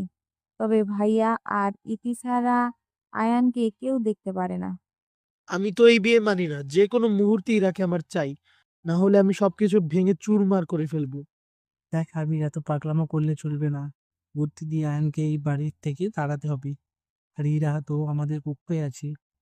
তুমি বললে আমি আজকেই ওকে শেষ করে দিই। ইরার পাশে আমি তৃতীয় কাউকে দেখতে চাই না, বা পারবও না। দেখ বাবা, মাথা গরম করে কোনো কাজ হবে না। এমনিতেই ভাইয়া এখন বাড়িতে নেই, বাইরে গেছে, তাই এখন কিছু করা যাবে না। ওরা এইভাবে কথা বলতেছে আর এইদিকে দরজার আড়াল থেকে সব কথা আইন শুনতে পেয়ে ঠোঁটের কোণে মুচকি একটা হাসি দিয়ে সেখান থেকে চলে আসে। আইন রুমে এসে ফুচকা বের করে খেতে থাকে। এরা বিছানায় শুয়ে মোবাইল ঘাটাঘাটি করছে। আইনের ফুচকা খাওয়া দেখে কেমন লোভ জেগে যায়। তাই আয়ান সেটা দেখে বলে, দেখো, যদি খেতে মন চায় তো খেয়ে নাও। আমার সাথে রাগ করে নিজের মনকে কষ্ট দিয়ে কি হবে? তোর ওই নোংরা জিনিস খেতে আমার বয়েই গেছে। ছি, দেখলেই আমার ঘৃণা লাগে। ও আচ্ছা, তবে আমার কাছে সেই লাগতেছে। এই যে কি স্বাদ, মনে হচ্ছে অমৃত খাচ্ছি। আহ, টকটা যে কি মজা লাগছে না। আইন এদিকে শুনে শুনে চেটে পুটে খাচ্ছে। আর ইরা তো এইদিকে সেই লেভেলের রাগ হচ্ছে। তাই ইরা আয়নকে বলে, দেখ, আমার রাগ কিন্তু 20% উঠে গেছে, তাই বাকিটুকু ওঠার আগে এখান থেকে চলে যা। আয়ান আর কিছু না বলে ফুচকা রেখে বাইরে চলে আসে। কেননা আয়ন খুব ভালো করেই জানে ইরা ঠিকই খাবে। এদিকে ইরা চলে যাবার পরপরই ইরা বাইরে উকি ঝুঁকি দিয়ে ফুচকাগুলো খেয়ে নেয়। রাতে খাওয়ার সময় হলে আয়ন রুমে এসে দেখে ফুচকা নেই। তাই আয়ন বলে, কি ব্যাপার? আমি তো ফুচকা রেখে গেলাম খাবো বলে, কিন্তু সেটা এখন কোথায় গেল? তোর ফুসকা কোথায় গেল আমি কি জানি। আমার মনে হয় তুই যাবার পরপরই তেলাপোকা এসে খেয়ে গেছে। সত্যিই মনে হয় তেলাপোকা খেয়েছি। তবে এই তেলাপোকাটা মনে হয় নতুন, অনেক বড়, 4 হাত পাওয়ালা, তাই না? কে জানি, আমি কি দেখেছি নাকি তোর ওই নোংরা জিনিসের উপরে? আমার আবার কোনো লোভ নেই। সেটা তো আমি বুঝি। আয়ন কথাটা বলেই হাসতে হাসতে সেখান থেকে চলে আসে নিচে। কিছু সময় পরে ইরাও চলে আসে। দেখতে দেখতে সবাই খাবার টেবিলে বসে খেতে শুরু করে। সবাই পোলাও ও মাংস দিয়ে খাচ্ছে, আর আয়ন খাচ্ছে কাঁচামরিচ ভর্তা দিয়ে ভাত, যেটা দেখে প্রতিবার খাবার সময় ফরিদা বেগমের চোখে পানি ফেলেন, কিন্তু ছেলের জন্য কিছুই করতে পারেন না। কেননা আয়ন বলতেছে তার এতে নাকি কোনো কষ্ট হয় না। এরা তোমার হাতে খেতে খুব টেস্ট, আমাকে একটু খাইয়ে দাও তো। আমার হাতে খেতে চাও?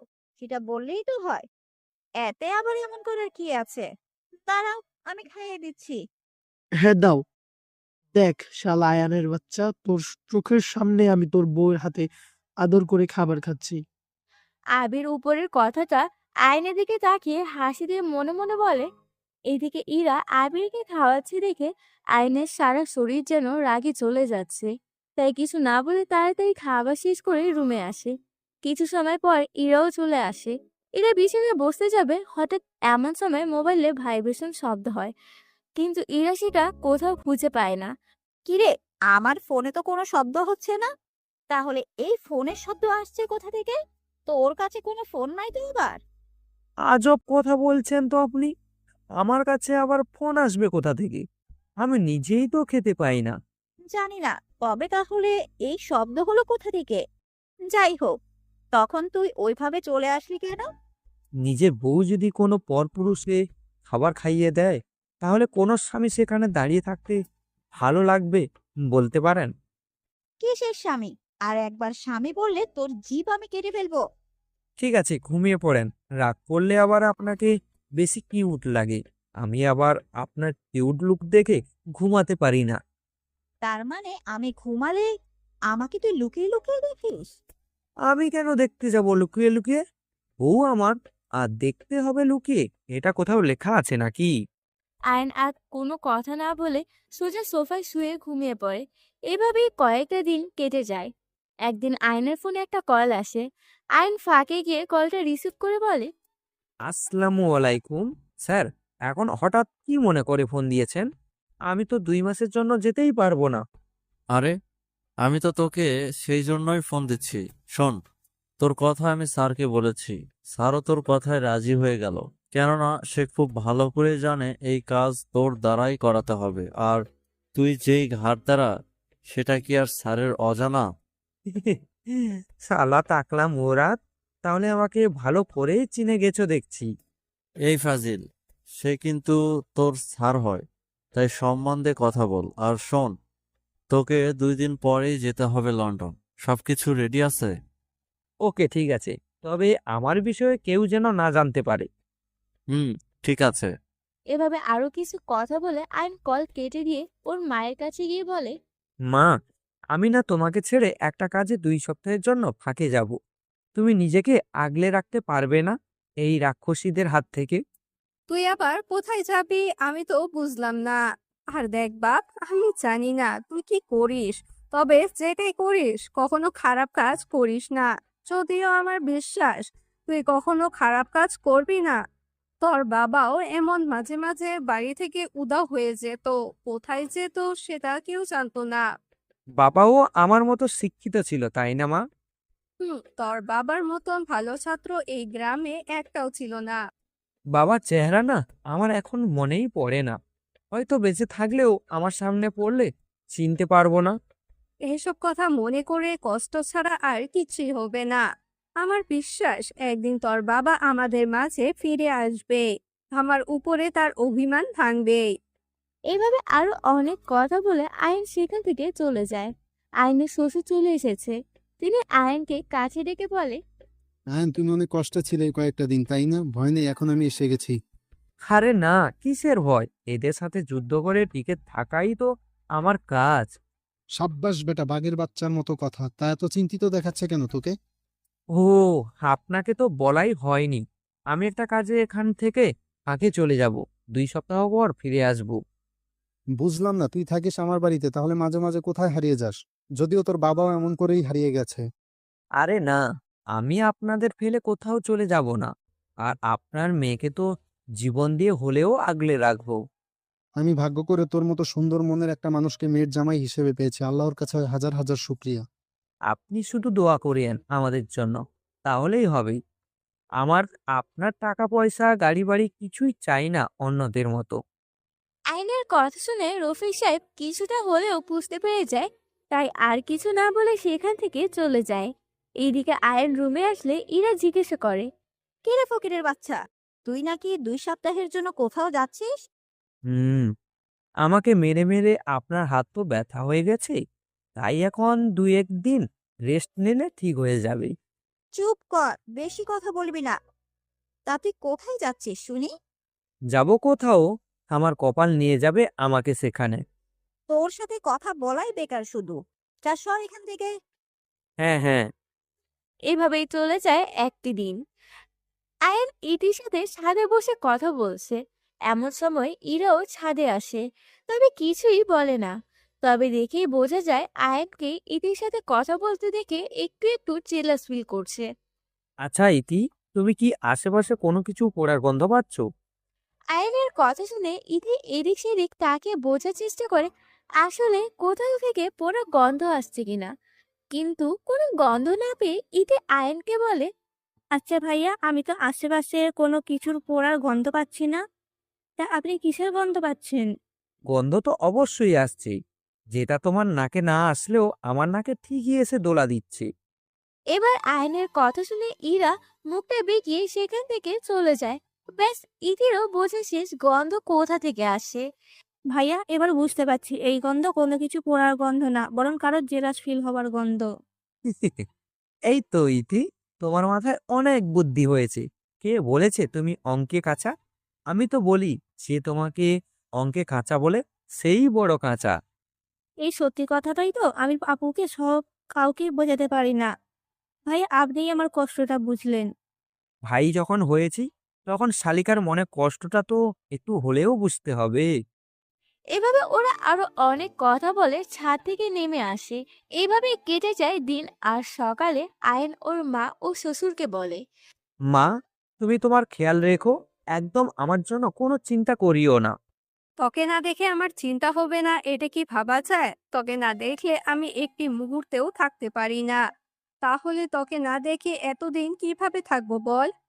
আরে মা, তুমি কোনো চিন্তা করিও না। এই তো আমি যাব, 2 সপ্তাহ পরেই চলে আসব। 2 সপ্তাহ আহামরি কি সময়? তোর কাছে কম হতে পারে, কিন্তু একজন মায়ের কাছে তার সন্তানকে একটা দিন না দেখে থাকাটা একটা বছরের সময়। আয়ন ওর মাকে জড়িয়ে ধরে কান্না করে। সেখান থেকে ইরার কাছে এসে বলে, আমি ছাড়া তো আমার মায়ের এই পৃথিবীর বুকে কেউ নেই, তাই যদি পারেন একটু মায়ের দিকে খেয়াল রাখিয়েন। আয়নের কথার জবাবে ইরা কিছুই বলে না, বরং মুখ ঘুরিয়ে রুম থেকে চলে যায়। এইদিকে আয়ন আর দেরি না করে সোজা অফিসে গিয়ে দেখে ওর স্যার বসে আছে। আসসালামু আলাইকুম স্যার। দেখ আয়ান, তুই হলি সবার প্রধান, তাই তোকে কাজও করতে হবে বড় বড়।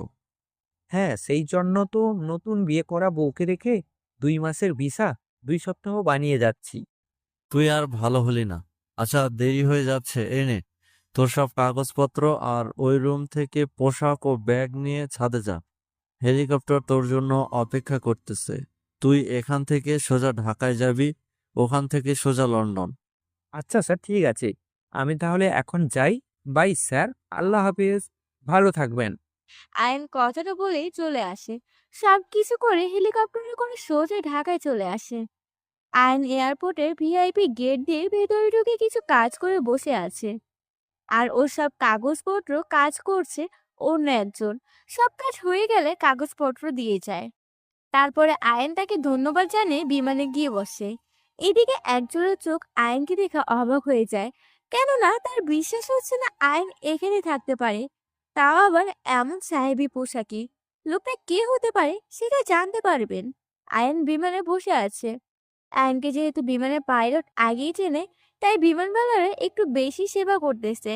ব্যাস, বড় জার্নির পরে আর লন্ডনের মাটিতে এসে পৌঁছায়। এয়ারপোর্টের ভেতরে সব কাজ করে বাইরে আসতেই একটা আইনি বিভাগের লোক গাড়ি এসে ওকে নিয়ে যায়। আইন একটা বড় হোটেলে উঠে ফ্রেশ হয়ে দেয় একটা লম্বা ঘুম। ঘুম থেকে উঠে একটা মেয়ের ডাকে। এই হনুমান, তুই আর কত ঘুমাবি? হ্যাঁ, যা তো, আমাকে ঘুমাতে দে, বিরক্ত করিস না। ওই হ্যারামি, আমি তোকে বিরক্ত করি তাই না? ভাবি থাকলে তো ঠিকই তোকে দেখাতো কি মজা। আইন এবার মেয়েটার কথা শুনে চোখ খুলে দেখে এটা অদিতি। ও, আপনাদের তো বলাই হয়নি, অদিতি হলো আয়নের স্যারের একমাত্র মেয়ে। এখানে ডাক্তারি পড়তেছে। আইন অদিতির বন্ধুর মতো, ওর বাবা বললেই অদিতি হোটেলে চলে আসছে। আরে শাকচুন্নি, তুই কখন আসলি? আর আমি এখানে আসবো তোকে কে বললো? আমার সরকারি চাকরিজীবী বাবা থাকতে তুই কোথায় যাবি সেটা জানা কোনো ব্যাপার হলো নাকি? তাই তো বলি, আমি তো কাউকে বলিনি। আর তোর সাথেও অনেক দিন হলো কথা হয় না। তা কেমন আছিস বল? এই তো আছি কোনো রকমে বেঁচে। যাকে ভালোবাসলাম সে তো দূরে চলে গেল এই মনের ব্যথাটা না বুঝেই। শাকচুন্নি, আমার দজ্জাল বউ যদি তোর এই হিংসুটে ডায়লগ শোনে, তাহলে তোকে নিশ্চিত চিবিয়ে খাবে নুন মরিচ ছাড়াই। ভাবি তাহলে সেই দজ্জাল তাই না?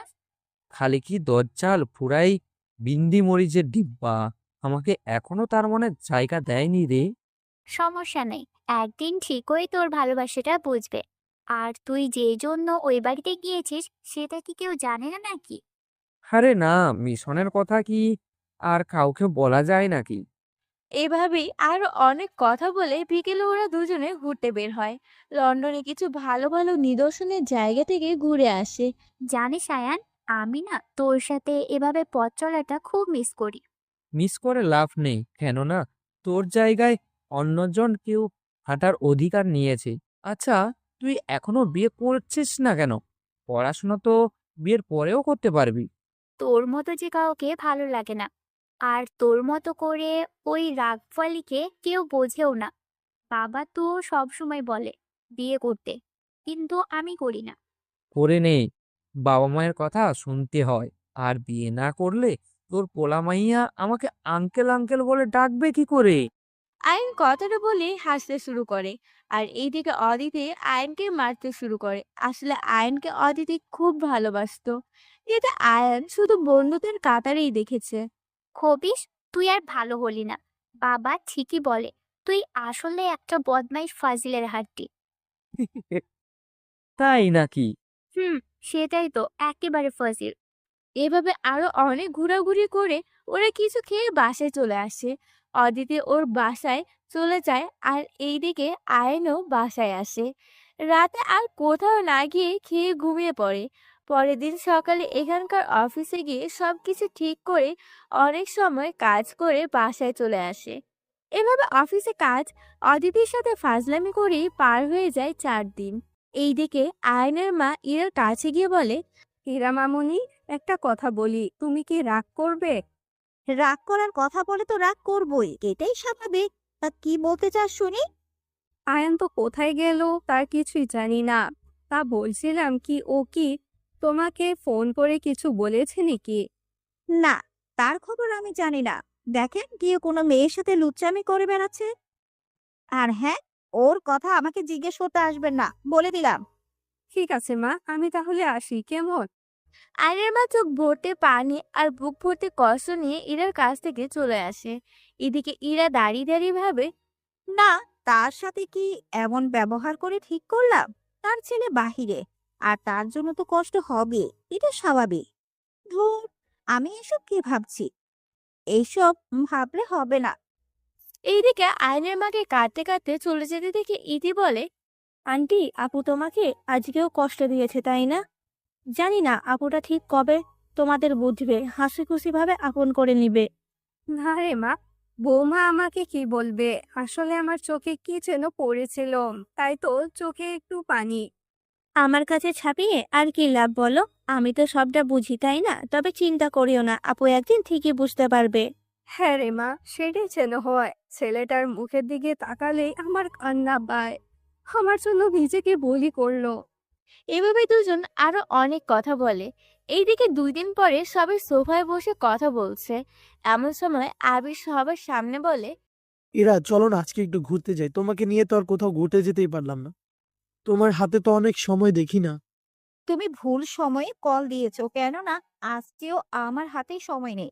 আমাকে অফিসে যেতে হবে আর খুব গুরুত্বপূর্ণ একটা কাজ আছে। তাহলে আর কি, অফিস শেষ করে যাবনি? তাতে তো আর তোমার কোনো সমস্যা নেই, তাই না বলো? সেটা ভেবে দেখবনি, তবে আমার মনে হয় না অফিস শেষ করে যেতে পারবো, কেননা অফিস করলে এমনিতেই শরীরটা ক্লান্ত হয়ে যায়। তবে অন্য একদিন ঘুরতে যাব। আচ্ছা ঠিক আছে, আমি না হয় সেই আশাতেই বসে রইলাম। যাকে নিয়ে ঘুরতে যাব সে যেদিন যাবে সেদিনই তাকে নিয়ে যেতে হবে। এই তো বুঝতে পেরেছো। আচ্ছা, তোমরা সবাই বসে কথা বলো, আমি রুমে গেলাম, অফিসে যেতে হবে। আর এই যে, আপনি আমার সাথে আসেন তো। ইরা আয়নের মা মিসেস ফরিদা বেগমকে মিন করে উপরের কথাটা বলে, যেটা দেখে রফিক সাহেব তো সেই ক্ষেপে যায়। তাই রাগী কণ্ঠে বলে, ইরা এটা কোন ধরনের অভদ্রতা? হ্যাঁ, ভুলে যাস না উনি তোর স্বামীর মা, মানে তোর শাশুড়ি। তাকে সম্মান দিয়ে কথা বলাটা তোর দায়িত্ব। বাবার কথা শুনে ইরা কিছুই বলে না, কেননা সে তো আর ভুল কিছু বলেনি। এইদিকে আয়নের মা বলে, থাক ভাইজান, ওকে বকা দিয়েন না। ইরামা ছোট মানুষ, ও তো বুঝে না, ধীরে ধীরে সব ঠিক হয়ে যাবে। ইরা মামুনি চলো। তারপরে কেউ আর কোনো কথা না বলে ইরার সাথে ফরিদা বেগম রুমে আসে। ইরা বিছানায় বসে আর ওর শাশুড়ি দাঁড়িয়ে আছে। ইরা কিছু বলছে না দেখে উনি নিজেই বলে, ইরামা, তোমাকে বৌমা বলে ডাকার সৌভাগ্য তো আর নেই, তাই ইরা মামুনি বলেই ডাকি। তাই মা, তুমি আমাকে কেন ডেকেছো বলো? আমি অফিসে যাব। আপনার ছেলে তো আমার সব কাজ করে দিত, এখন তো সে নাই। তাই আপনি আমার জুতো জোড়ো পালিশ করে দিন। ইরার কথা শুনে ওর শাশুড়ির পায়ের নিচ থেকে যেন মাটি সরে যায় এমন অবস্থা। তবুও সে কোনো সংকোচ না করে বলে, আমি তো কখনো জুতো পালিশ করিনি, এখন কিভাবে করব? যদি তোমার এত দামি জুতো নষ্ট হয়ে যায় তাহলে কি করবে? সেটা যা হবার হবে, আপনি করেন তাহলেই হবে। আর শোনেন, আমার সাথে একদম বেশি কথা বলবেন না। আচ্ছা মা, ঠিক আছে। আয়নের মা আর কোনো কথা না বলে জুতো নিয়ে পালিশ করতে শুরু করে। সে তো পারছি না, তাই নিজের আঁচল দিয়ে মুছতে থাকে। জুতার উপরে ময়লা থেকে বেশি যেন আয়নের মায়ের চোখের পানি পড়তেছে। আজ সে যে আঁচলে ছেলেকে মানুষ করেছে, আজ সেই আঁচলেই ছেলের বউয়ের জুতা পরিষ্কার করতেছে। ভাবতেই যেন কলিজা ফেটে যাচ্ছে তার। এইদিকে ইরা বিছানায় বসে দেখছে আর মনে মনে বলছে, খুব শখ না আমাকে নিজের ছেলের বউ বানানো? এবার দেখো কেমন লাগে জুতা পরিষ্কার করতে। একবেলা খেতে পায় না, আমার স্বপ্ন দেখো আকাশ সবার। এইদিকে ইরা তো ভাবনার উপরে কথাগুলো বলেই চলেছে। আর আয়নের মা যতটুকু পেরেছে জুতো পরিষ্কার করে ইরাকে ডেকে বলে, মামুনি, আমি তো এর থেকে ভালো করে পারিনি, তুমি কিছু মনে করিও না। ঠিক আছে, এখন আপনি যান। আপনার ছেলে আসলে আমি এটা উসুল করে নিব। আপনি বয়স্ক মানুষ, আপনার সাথে তো আর এগুলো করা যায় না। মা, তুমি যেটা করছো সেটা কিন্তু ঠিক না। এমন একদিন আসবে যেদিন তুমি আমার ছেলেকে আপন করে পাওয়ার জন্য পাগলের মতন করবে। কিন্তু মা, সেদিন আফসোস করা ছাড়া আর কিছুই থাকবে না। তাই বলি কি, সময় থাকতে মূল্য দিতে শেখো। হারিয়ে গেলে মূল্যায়ন করে কি লাভ? এই, আপনি এখান থেকে যান তো। আমি একজন উকিল, নিজেই অন্যকে জ্ঞান দিয়ে বেড়াই, আর উনি জ্ঞান দিচ্ছে আমাকে। আয়নের মা সেখানে দাঁড়িয়ে থেকে কি আর করবে, তাই চলে আসে নিচে। এইদিকে ইরা আর কোনো দিকে চিন্তা ভাবনা না করে সেও রেডি হয়ে সোজা অফিসের উদ্দেশ্যে বেরিয়ে পড়ে গাড়ি নিয়ে। ইরা অফিসে বসে আছে, কেন যেন আজকে ইরার খুব করে আয়নের কথা মনে হচ্ছে। এদের কথা তো অনেক শুনলাম, এবার চলেন একটু আমাদের নায়কের কাছ থেকে ঘুরে আসি। এই আয়ান, আয়ান, ওই আয়ানের বাচ্চা, তুই কোথায়? হ্যাঁ, আমি তোকে এত ডাকছি, শুনতে পাস না? এই শাকচুনি, আমি বিয়ে করলেও কি হয়েছে? আমার বউ এখনো মা হয়নি, বুঝলি? তাহলে তুই আমার বাচ্চাকে কিভাবে ডাকিস? আর দেখিস না আমি ওয়াশরুমে আছি। সেটা তো দেখতেই পাচ্ছি। আর তাড়াতাড়ি চল, আজকে এখানে একটা বাংলাদেশি অনুষ্ঠান হচ্ছে, সেখান থেকে একটু ঘুরে আসি। সরি রে, আমি যেতে পারবো না, কারণ আমাকে একটা কাজে বের হতে হবে। তুই বরং গিয়ে ঘুরে আয়। তোর সাথে গিয়ে যে মজাটা হবে, আমি একা গেলে কি আর সেই মজাটা পাবো বল? ওই, চল না ঘুরে আসি। দেখো অদিতি, আমি এখন আর আগের মতো ফ্রি নাই। আমি এখন কারোর স্বামী। আমি কারোর মায়ার বাঁধনে আটকা। যে তোকে দেখতেই পারে না তাকে নিয়ে তুই এত চিন্তা কেন করিস? হ্যাঁ, আমি তো শুনেছি তোর বউ আন্টিকেও দেখতে পারে না। দেখতে না পারলে কি হবে?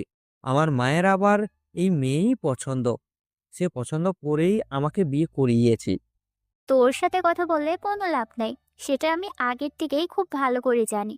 তা দেখতে দেখতে তো তোর 2 সপ্তাহ শেষ হয়ে এলো। দেশে যাবি, ভাবির জন্য কিছু নিয়ে যাবি না?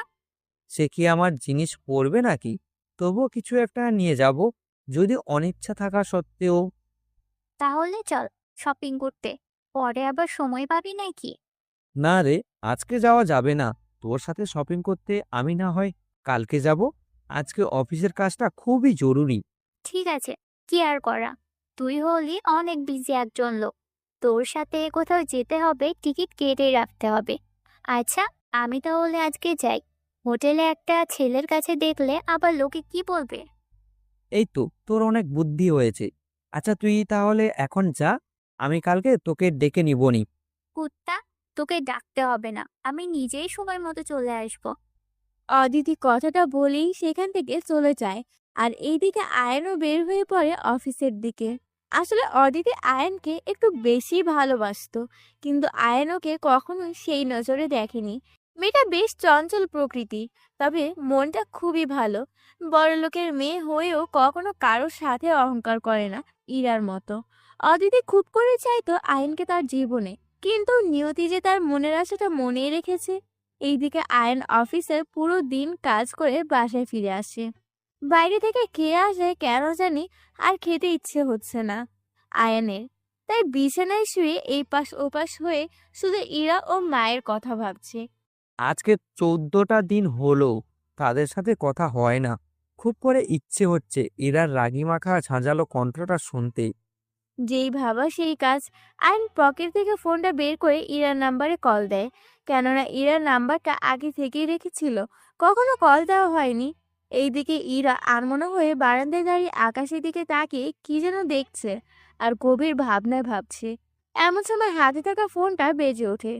ইরার ভাবনার গভীর থেকে বের হয়ে মোবাইলের স্ক্রিনে তাকিয়ে দেখে একটা আননোন নাম্বার থেকে কল, তাও আবার নেট কল। ইচ্ছে না থাকা সত্ত্বেও কেন জানি কলটা রিসিভ করে। হ্যালো, আসসালামু আলাইকুম। কে বলছে? ইরার কণ্ঠ শুনে আইন কিছুই বলছে না, চুপটি করে কানের কাছে ফোনটা নিয়ে ইরার কথা শুনছে। এইদিকে কথা বলছে না দেখে ইরা তো সেই রেগে যায়। ইরার রাগী কণ্ঠে বকা শুনতে আইনের কেন যেন খুব ভালো লাগছে। ওই মিয়া, আপনার সমস্যা কি? হ্যাঁ, এভাবে একটা অপরিচিত মানুষের কাছে কল দিয়ে কথা না বলে চুপ করে আছেন? কথা না বললে ফোন দিয়েছেন কিসের জন্য? ওই হারামজাদা, তোরে যদি এখন সামনে পাইতাম না রে, তাহলে যে কি যে করতাম। আয়ন ইরার এমন রাগ দেখে হাসবে না কাঁদবে কিছুই যেন ভেবে পায় না। তবে খুব করে ইচ্ছে হচ্ছে ইরার সাথে একটু কথা বলতে, তাই সুন্দর করে বলে, কথা না বললে কি করবেন শুনি? এখন মনে হচ্ছে আমি রাজ্য জয় করেছি, একটা বোবার মুখে কথা ফুটিয়েছি। তা আমাকে কল দিয়েছেন কেন? কে আপনি? আমি কে সেইটা কি খুবই জানা দরকার? আমি তো মনে করি অপরিচিত হয়ে কথা বলার মাঝে মজাটাই অন্যরকম। দেখেন, আমি একদম ফাজলামো পছন্দ করি না। আর আমার সাথে ফ্লার্ট করে কোনো লাভ নেই, কেননা আপনি হয়তো ভাবছেন আমি সিঙ্গেল একটা মেয়ে। তাহলে ভুল, কেননা আমি বিবাহিত আর একজন উকিল। আওলা ঝাওলা কথা বললে কি করব ভাবতেই পারবেন না। ও, তাই নাকি? তা ম্যাডাম, আপনার যে বিয়ে হয়েছে, ছেলে কি কাজ করে শুনি? আর আপনি উকিল হয়েছেন তো কি হয়েছে? তাতে আমি ভয় পাবো নাকি? ভয় কাকে বলে সেটা দেখাতাম তোকে যদি সামনে পাইতাম। আর আমার বর কি করে না করে সেটা আমি তোকে শোনাতে যাব কেন? হুম। বলার মতো থাকলে বলতেন। নিজের স্বামীর পরিচয় দিতে তো বিবেকে বেঁধে আছে, এটা সমাজ জানে। আর কোনো বড়লোক বাবার মেয়েই তার স্বামী যে একটা রাখাল সেটা বলবে না। ইরা আয়নের মুখে এমন কথা শুনে কেন যেন বেশ ঘাবড়ে যায়, কেননা আয়ন জানলে কিভাবে ইরার বর কি করে সেটার কথা। এরা বেশ চিন্তিত মনে জিজ্ঞাসা করে, আপনি কি পাগল নাকি? হ্যাঁ, আমার স্বামী যে রাখাল সেটা কে বলেছে আপনাকে? নাকি আপনি আমাকে চেনেন বা দেখেছেন কখনো? থাক না সিটের পাতায় কিছু কিছু কথা না বলাই গাঁথা। আর হ্যাঁ, ভালো থাকবেন কেমন? আয়ন কথাটা শেষ হতেই ইরার মুখের উপর ঠাস করে কলটা কেটে দেয়। ফিরতে একটা কথাও বলার সুযোগ দেয়নি ইরাকে। এইদিকে ইরা তো আরো বেশি পরিমাণে রেগে যায় আয়নের এমন কাণ্ড দেখে। ইরা রাগে গজগজ করতেছে একা একাই। সেটা ইতি এসে দেখে জিজ্ঞাসা করে, আপু তুই এভাবে রাগ করে নিজে নিজেই কি কথা বলছিস? এখানে তো আমি অন্য কাউকে দেখছি না। আর বলিস না, একটা ফাজিল ছেলে ফোন দিয়ে আমাকে কত কি বললো। মন্ডাই চাই ওকে কাঁচা চিবিয়ে খেয়ে ফেলে। তুই একটা ফোন কলের জন্য এমন রেগে আছিস? থাক, এইসব বাদ দিয়ে চল ছাদে গিয়ে আড্ডা দিয়ে আসি। আজকের আকাশটা খুব সুন্দর, পুরো ছাদ ফুলের গন্ধে যেন মৌ মৌ করছে। চারিপাশটা চাঁদের আলোয় ছেয়ে আছে। হুম, চল। আসলে এমন রাতে ছাদে বসে আকাশের দিকে তাকিয়ে কিছু একটা ভাবার ফিলিংসটাই অন্যরকম। চল। তারপরে ওরা দুজনে ছাদে চলে যায়। এইদিকে আবির ওর মা ও মামার সাথে কথা বলছে। মামা এভাবে বসে থাকলে কিন্তু চলবে না, যত দিন যাবে ততই কিন্তু ইরা আয়ানের প্রেমে পড়ে যাবে। তাই আমি বলি কি শীঘ্রই ওকে এই বাড়ি ছাড়া করি, না হলে দুনিয়া ছাড়া করতে হবে। মামা এভাবে বসে থাকলে কিন্তু চলবে না, যত দিন যাবে ততই কিন্তু ইরা আয়ানের প্রেমে পড়ে যাবে। তাই আমি বলি কি শীঘ্রই ওকে এই বাড়ি ছাড়া করি, না হলে দুনিয়া ছাড়া করতে হবে। আবির, এমন কিছু করা যাবে না, তবে এমন কিছু করতে হবে যাতে সাপও মরে আবার লাঠিও না ভাঙে। সেটাই তো আমি বলতেছি, কারণ কি ওকে কোনো কিছুর দায়ে ফাঁসাবো নাকি? সেই রকম কিছু একটা করতে হবে, কেননা ওকে ইরার চোখে আরো বেশি খারাপ বানাতে হবে, তাহলে আর ইরা ওকে দেখতেই পারবে না। তাহলে তো এবার ওকে আসতে দাও, তারপরে দেখো ওর সাথে আমি কি গেমটাই না খেলি। ও তো এই আবিরকে এখনো চিনতেই পারেনি। তোরা যেটাই করিস সেটা যেন আবার কেউ বুঝতে না পারে, কেমন? কেউ জানতে পারলে কিন্তু আমাদের প্ল্যান মনেই রয়ে যাবে, আর আমাদের থাকতে হবে জেলখানার চার দেওয়ালের মাঝে। আরে দূর, তোমার ছেলেকে কোনো জেলখানা আটকে রাখবে? এমন জেলখানা কোথাও তৈরি হয়নি। তুমি ছেলের সম্পর্কে কিছুই জানো না, মা। আমি এত কিছু জানতেও চাই না, আমি শুধু দেখতে চাই ইরা আমাকে আমার ছেলের বউ করতে।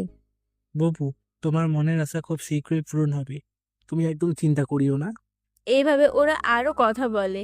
এইদিকে দেখতে দেখতে দিনটা চলে গিয়ে পরের দিন সকালে সূর্য তার নিজস্ব আলো নিয়ে পুরো পৃথিবীকে আলোকিত করে।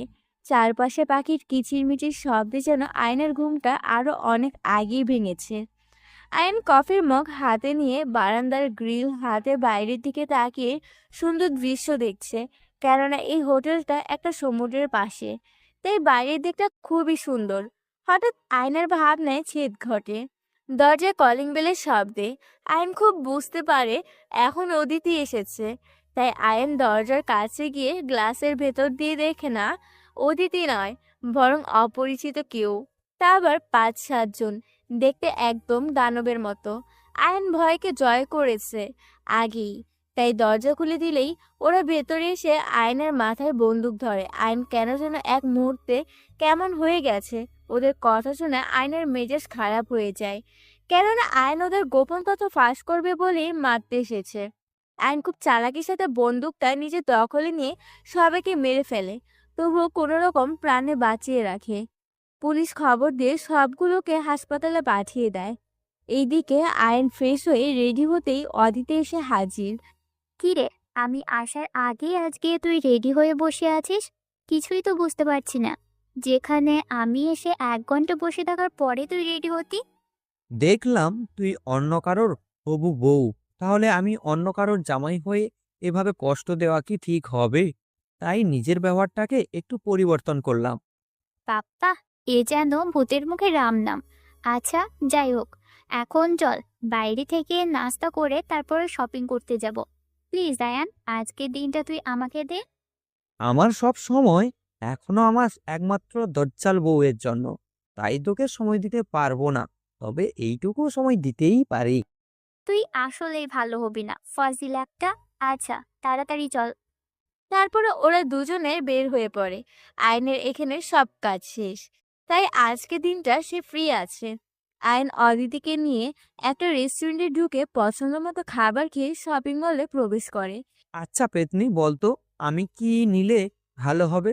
যেখানে আমার পছন্দ তো আমার বউ জানেই না। সেটাও তো কথা। আচ্ছা, তুই একটা কাজ কর, ওই যে শাড়িটা দেখছিস ওইটা নে ভাবির জন্য। শাড়িটা দেখতে একদম সুপার, তবে যে কেউ দেখেই বলতে পারবে না শাড়িটার অনেক দাম। এই জন্যই তোকে এত ভালো লাগে। আচ্ছা চল, তোর কথা মতো এটাই নিয়ে নিলাম, কেমন? এইভাবে ওরা পছন্দ মতো অনেক কিছু বলতে ইতি ইরা আর ওর মা ও শ্বশুরের জন্য কিছু কিনে নেয়, সাথে অদিতিকে পছন্দ মতো কিছু কিনে দেয়। তারপরে ঘোরাঘুরি করে বাসায় চলে আসে। দেখতে দেখতে সময় পার হয়ে আয়নের বাংলাদেশে যাবার সময় হয়ে আসে। আয়ন এইখানে সবার সাথে কথা বলে অদিতিকে সাথে নিয়ে এয়ারপোর্টে চলে আসে। অদিতি আজকে বেশি কথা বলছে না, কেননা অদিতির মনটা আজকে একটুও ভালো নেই। দোস্ত, এভাবে মন খারাপ করিস না, সবকিছু ঠিক হয়ে যাবে।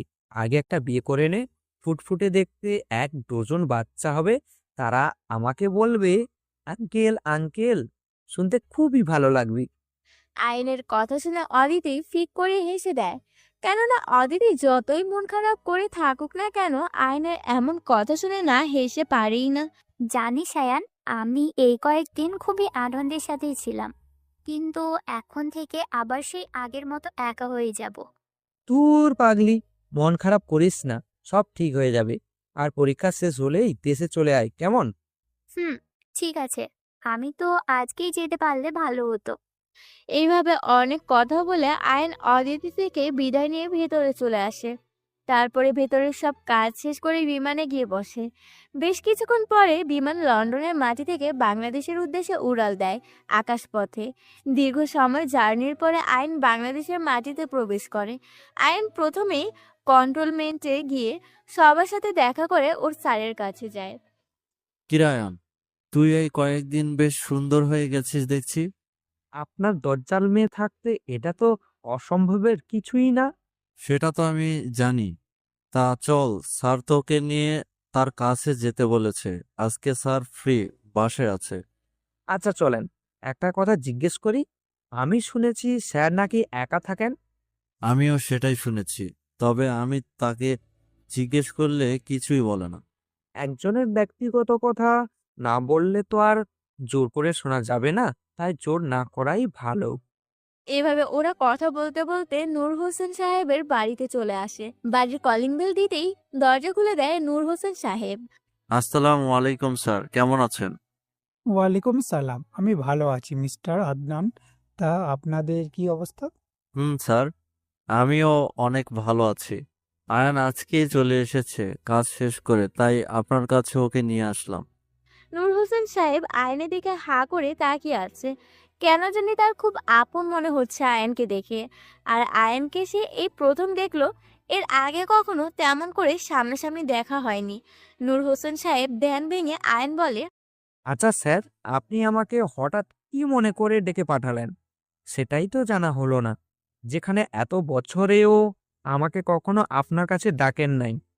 আসলে তুমি তো সব কাজই করো, তাই তোমাকে কখনো ডাকার প্রয়োজন পড়েনি। আর তাছাড়া তোমার কথা সবার থেকে বেশি শুনি আদনানের কাছে, তাই তোমাকে একটু দেখার ইচ্ছে হলো। ও আচ্ছা, আসলে স্যার আমি তো থাকি চট্টগ্রামে, তাই ঢাকায় বেশি আসা হয় না আপনার কাছে। এভাবে ওরা আরো অনেক কথা বলে। আইন কেন জানি নূর হোসেন সাহেবের কাছে খুব প্রিয় হয়ে যায়।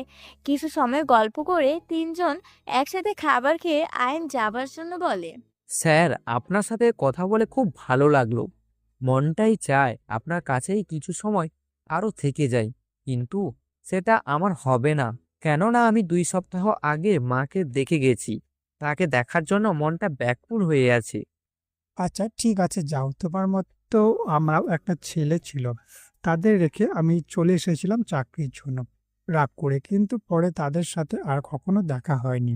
হয়তো আমার ছেলে বেঁচে থাকলে এখন তোমার মতোই দেখতে হতো। স্যার দোয়া করি আপনি যেন আপনার পরিবারের সবাইকে আবার ফিরে পান। আল্লাহ যেন তোমার দোয়া কবুল করেন। তারপর আয়ান সেখান থেকে চলে এসে আদানের সাথে হেলিকপ্টারে করে চট্টগ্রাম চলে আসে। আয়ান ওর স্যারের কাছে বিদায় নিয়ে সোজা পোশাক চেঞ্জ করে আগের পোশাক পরে বাড়িতে চলে আসে। বাড়িতে ঢোকার আগে আয়ানকে দেখে ইতি বলে,